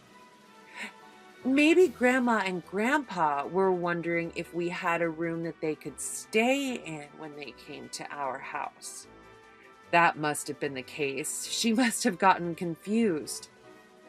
Ever since that day, my in-laws began coming to visit more often, even on weeknights and holidays if we were home.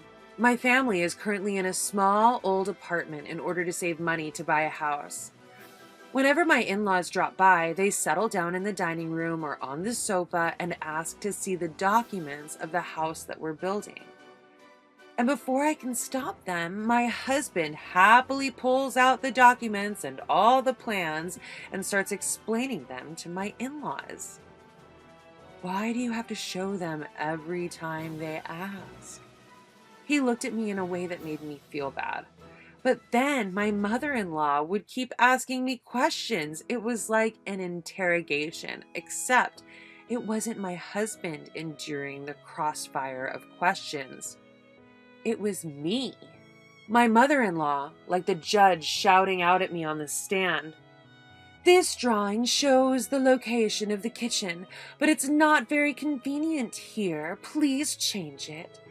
There are not enough Japanese-style rooms, so please make more. Everyone feels at home in a Japanese-style room when they get older. Besides, one child's room is not enough if you should have another child. What on earth do you think about the declining birth rate?" Well, not that last part. Of course, she didn't give a damn about the declining birth rate. She was waiting for my response. "Adeline, well, based on the conversations we've already had as a couple, we've already laid down the foundation work with our contractor based on our family's needs. Please understand that it is already too late to change the layout," I replied, somewhat angrily.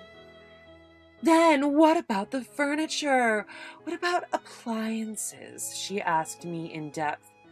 My mother-in-law is a self-proclaimed interior designer.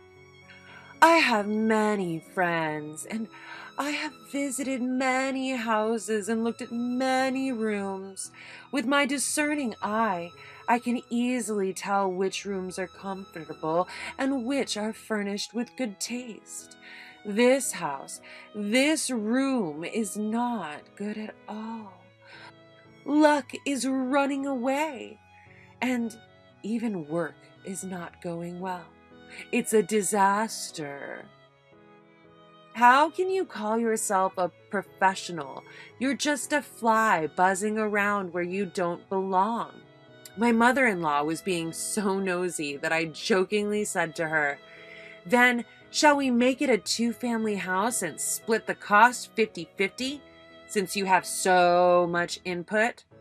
But that infuriated her. "You want me to give money to our son and daughter-in-law? You're a gold digger. A two-family house. Ha!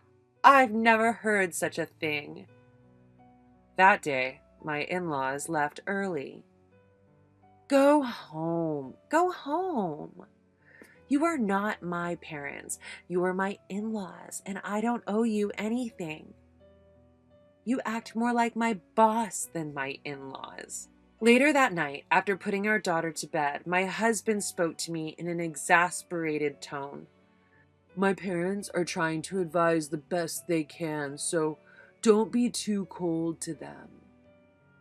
I don't mean to be cold, but they interfere in every detail about our house.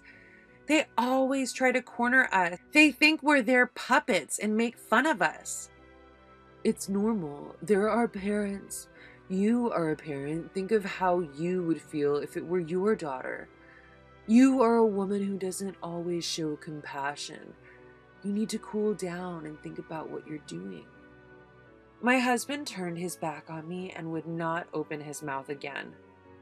Of course they're parents, your parents, but just because they're your parents doesn't make them a part of our family. It's not like we receive any financial support from them. They don't help us pay the bills, so they don't get an opinion. My husband told me to cool down, but instead of cooling down, I was so angry at his unreasonable attitude that I could hardly sleep that night. Soon after that, the house was finally completed. My family was very excited when we moved in and started living in our new house. But my husband came to me and said, "My parents are moving in with us today, so there should be no problem that they occupy the larger room on the second floor and we can take the smaller one." Wait a minute. What the hell are you talking about? We agreed that one of the rooms on the second floor would be Sarah's. I didn't hear anything about living together. I didn't hear anything about any of this. Besides, your mother might not even like that room. She will. I've already shown them the room, so don't worry.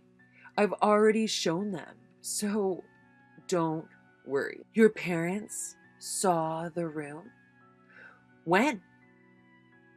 The day before we went to see the house. Wait a minute, let me get this straight. Your parents came to see the house before we did? That's right. They said they wanted to see the house, so I lent them my key. It's okay to look at it. It doesn't hurt anything. My husband said in a tedious manner, as if the conversation was over, and returned to wiring the TV set he was in the middle of installing. It doesn't hurt anything? Oh, yes, it does, and big time, too. I didn't want to see my husband's face, so I left the kitchen unpacked and went upstairs. I closed the door and locked it. I needed to clear my head, which had become a mess of confusion and anger. I was really glad that I had left Sarah at daycare because I had to clean up so much moving stuff. I was thankful for the distraction. I was completely fed up with my husband and in-laws because of their sudden announcement that they were moving in with us. I don't want to be with them even for a second more. However, my husband and I just made a big purchase, a house. I had to stay calm and collected. Think about what you are allowed to say and what you are not allowed to say, for my daughters and my future. I remained in my room thinking about what I should say and waiting for my in-laws to arrive. Just as my husband had said, they arrived in the early afternoon with a truck loaded with their belongings. They should at least welcome us. They have no common sense at all. Oh my God, you haven't even cleaned up the mess yet. You're such a waste of space. After a lot of complaining, my in-laws entered our newly built house as if it was their right to do so. I listened attentively to what was going on upstairs, and then I went out of the room and headed for the front door. I wasn't told that we were going to be living with you too. My first words of resignation were surprisingly cold. My father-in-law, perhaps annoyed by this, was quick to blame me. I told Yuri. It shouldn't be a problem, should it? But it is a problem. It was only this morning that I heard from Yuri that he invited his parents to come live with us, and I have absolutely no intention of living with the two of you, with such rude people. What? Yuri said it's fine. You think you can go against your husband even though you are his wife? Yes, I do. You think I'm a brazen wife, do you? If you don't like it, why don't you just leave? I knew it was no good. I've been thinking this for a long time, but the way of thinking is so different that I can't have a conversation with these people. As I remained silent, thinking about how to fight back, my husband flew in with a panicked look on his face. What are you doing, Adeline? Don't fight with my parents. Fighting? It's not like we are equals. I was being unilaterally abused just because I was his wife. And now my husband is blaming me again? I guess the apple doesn't fall far from the tree. Yuri, I can't live with your parents. Don't embarrass me. You are my wife, so you're supposed to obey me, your husband. I am a human being before I am your wife. Do you think that you can force me to obey you? My father-in-law, who was listening to our conversation, said, I don't want that kind of wife for you. I don't want that kind of wife in my house, he shouted loudly. Then my husband said, being my wife comes first. If you can't take care of my parents, we might as well get a divorce. I agree with my father. I understand. Then let's get a divorce. I said it, loud and clear. Here was my husband initiating a divorce, and I, his wife, was agreeing to it. I prayed that the smartphone in my pocket was recording this exchange. I continued on, inwardly praying. Since we will separate and soon be no more than strangers, then please immediately return $259,778.88 that I loaned Yuri for the construction of the house. What? My in-laws shouted in astonishment. My husband lost his color and looked at me, his face white as a sheet. I explained the situation to my in-laws, who had no idea what was going on, in a very detailed manner. There seems to be some kind of misunderstanding, but Yuri did not pay a penny for the house. This house was built with only my savings. This is because he had no savings at all, as if he had no planning skills. Since we both worked and split the bills equally between us, we agreed to save the remainder in each of our accounts. But this person was wasting money and not putting anything into savings. Oh, come on, Adeline. You can't go there. It's all true. But when it came time to buy a house, he refused to budge. He wanted the house to be in my name. That's why I lent you the money, didn't I? I have an IOU, so you can't pretend it never happened. Oh, no. Leaving my husband and in-laws stunned, I quickly packed my suitcase and overnight bag full of my valuables, clothes, and my daughter's favorite toys. I made sure not to forget my daughter's favorite penguin under my arm. I loaded them into my own Mini Cooper and quickly started the car. I said goodbye to the new house I had known so briefly. Then I picked up my daughter from daycare and headed for my parents' house. My parents were quite surprised to see me show up out of the blue, dressed in sweatpants and carrying a large amount of luggage. "If it's too urgent or inconvenient, I can go to a business hotel," I said with reserve. Then my parents hurried to stop me before I could turn around and leave. I thought maybe they were just worried that I would be taking their granddaughter along with me. In fact, the opposite was true. They had sworn to protect me at all costs. Anyway, I told my parents about the situation. I told them that I was leaving my husband, who had not a single good thing to say about me, and that I wanted to take my daughter and raise her. They promised to cooperate with me fully. They also told me to live at home for a while. This was a very generous offer as I was working. I spent that evening compiling and documenting everything that had happened so far with my husband and in-laws. I also saved the audio data of my conversations with my husband and in-laws, which I had recorded on my phone, to my computer and external media.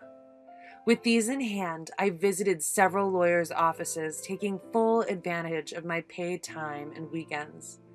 Finally, I found a lawyer whom I felt I could trust, and I sent him a formal request. I was doing so much that a week passed in the blink of an eye since that day when I ran out of my beautiful new house.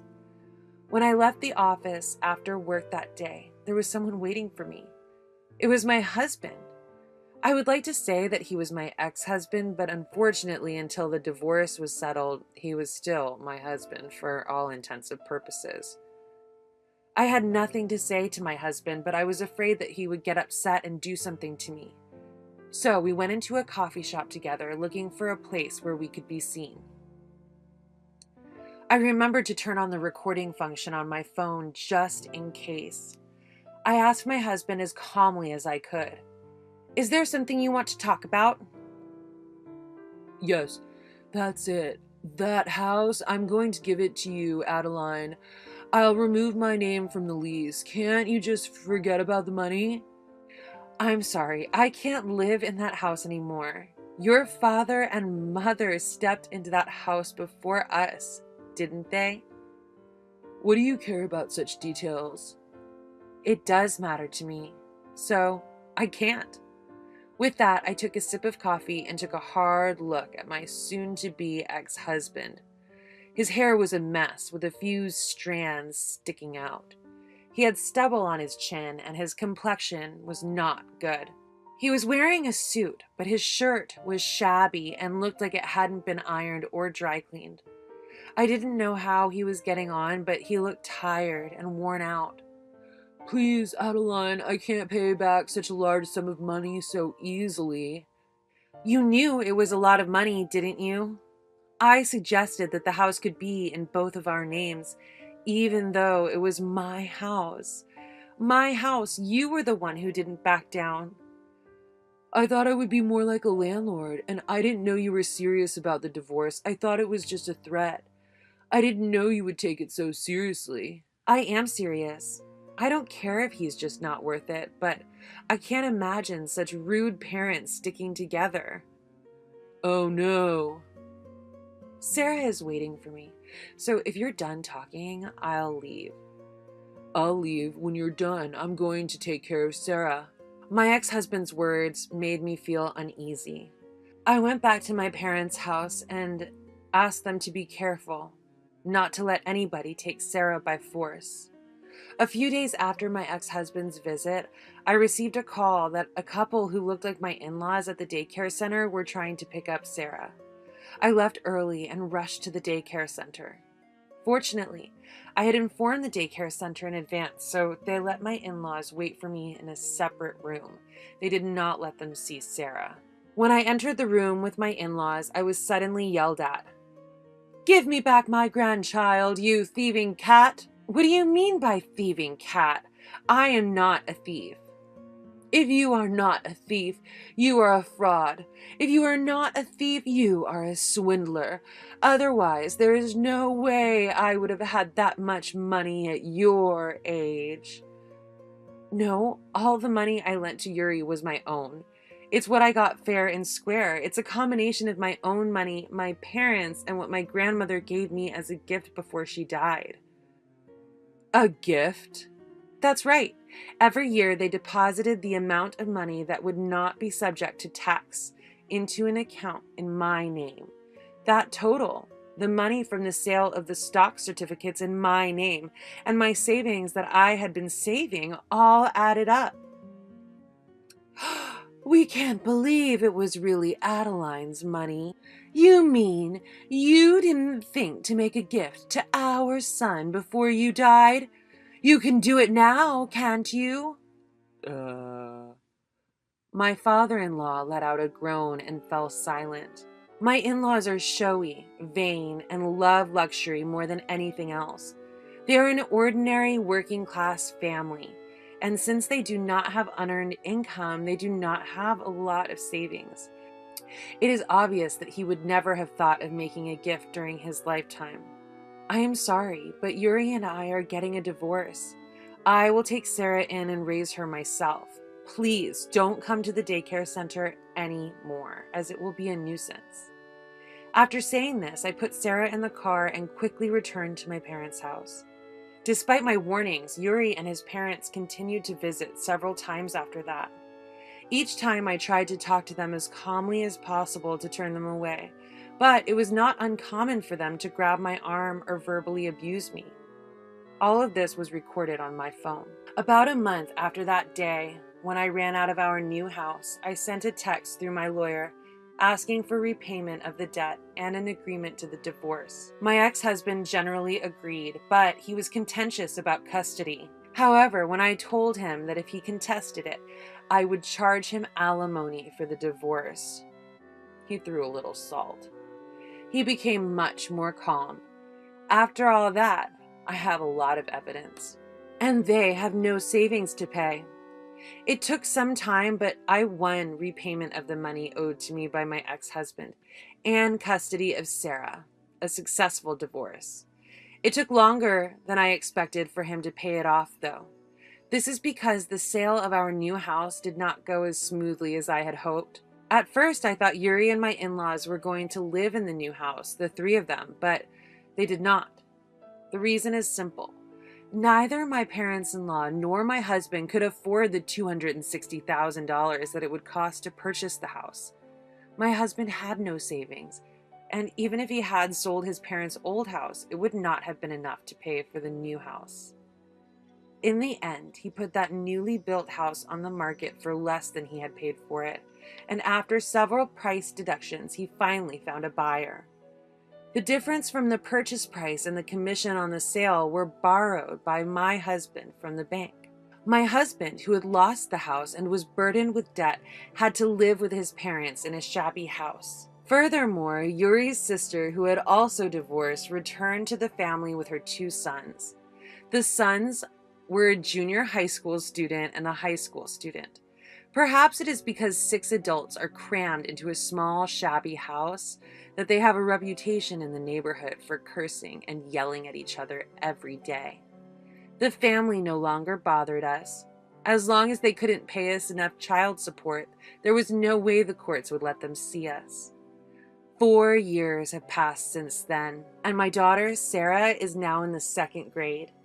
We now live in a rented room near my parents' house. On days when I come home late, my parents take care of my daughter, and we enjoy spending our days together with the help of my parents. I was thinking that it would be good for the two of us to continue living together, just she and I, without getting remarried, but to my surprise, there is someone I am dating. He is a 36-year-old man who has been divorced and has a 1st-grade daughter. We often see each other when I drop her off and pick her up from daycare, and we start talking.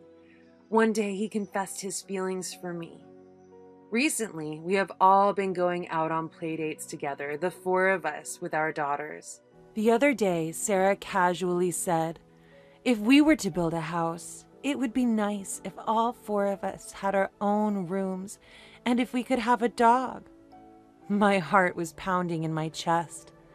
The man who had actually proposed to me a while ago. I have my daughter to take care of, and he is waiting for my answer, but my mind is made up. I walked up to Sarah, hugged her, and said, "Yes, I do. I want to build another house. This time, I want to discuss it with the whole family and make it a house where everyone can be happy."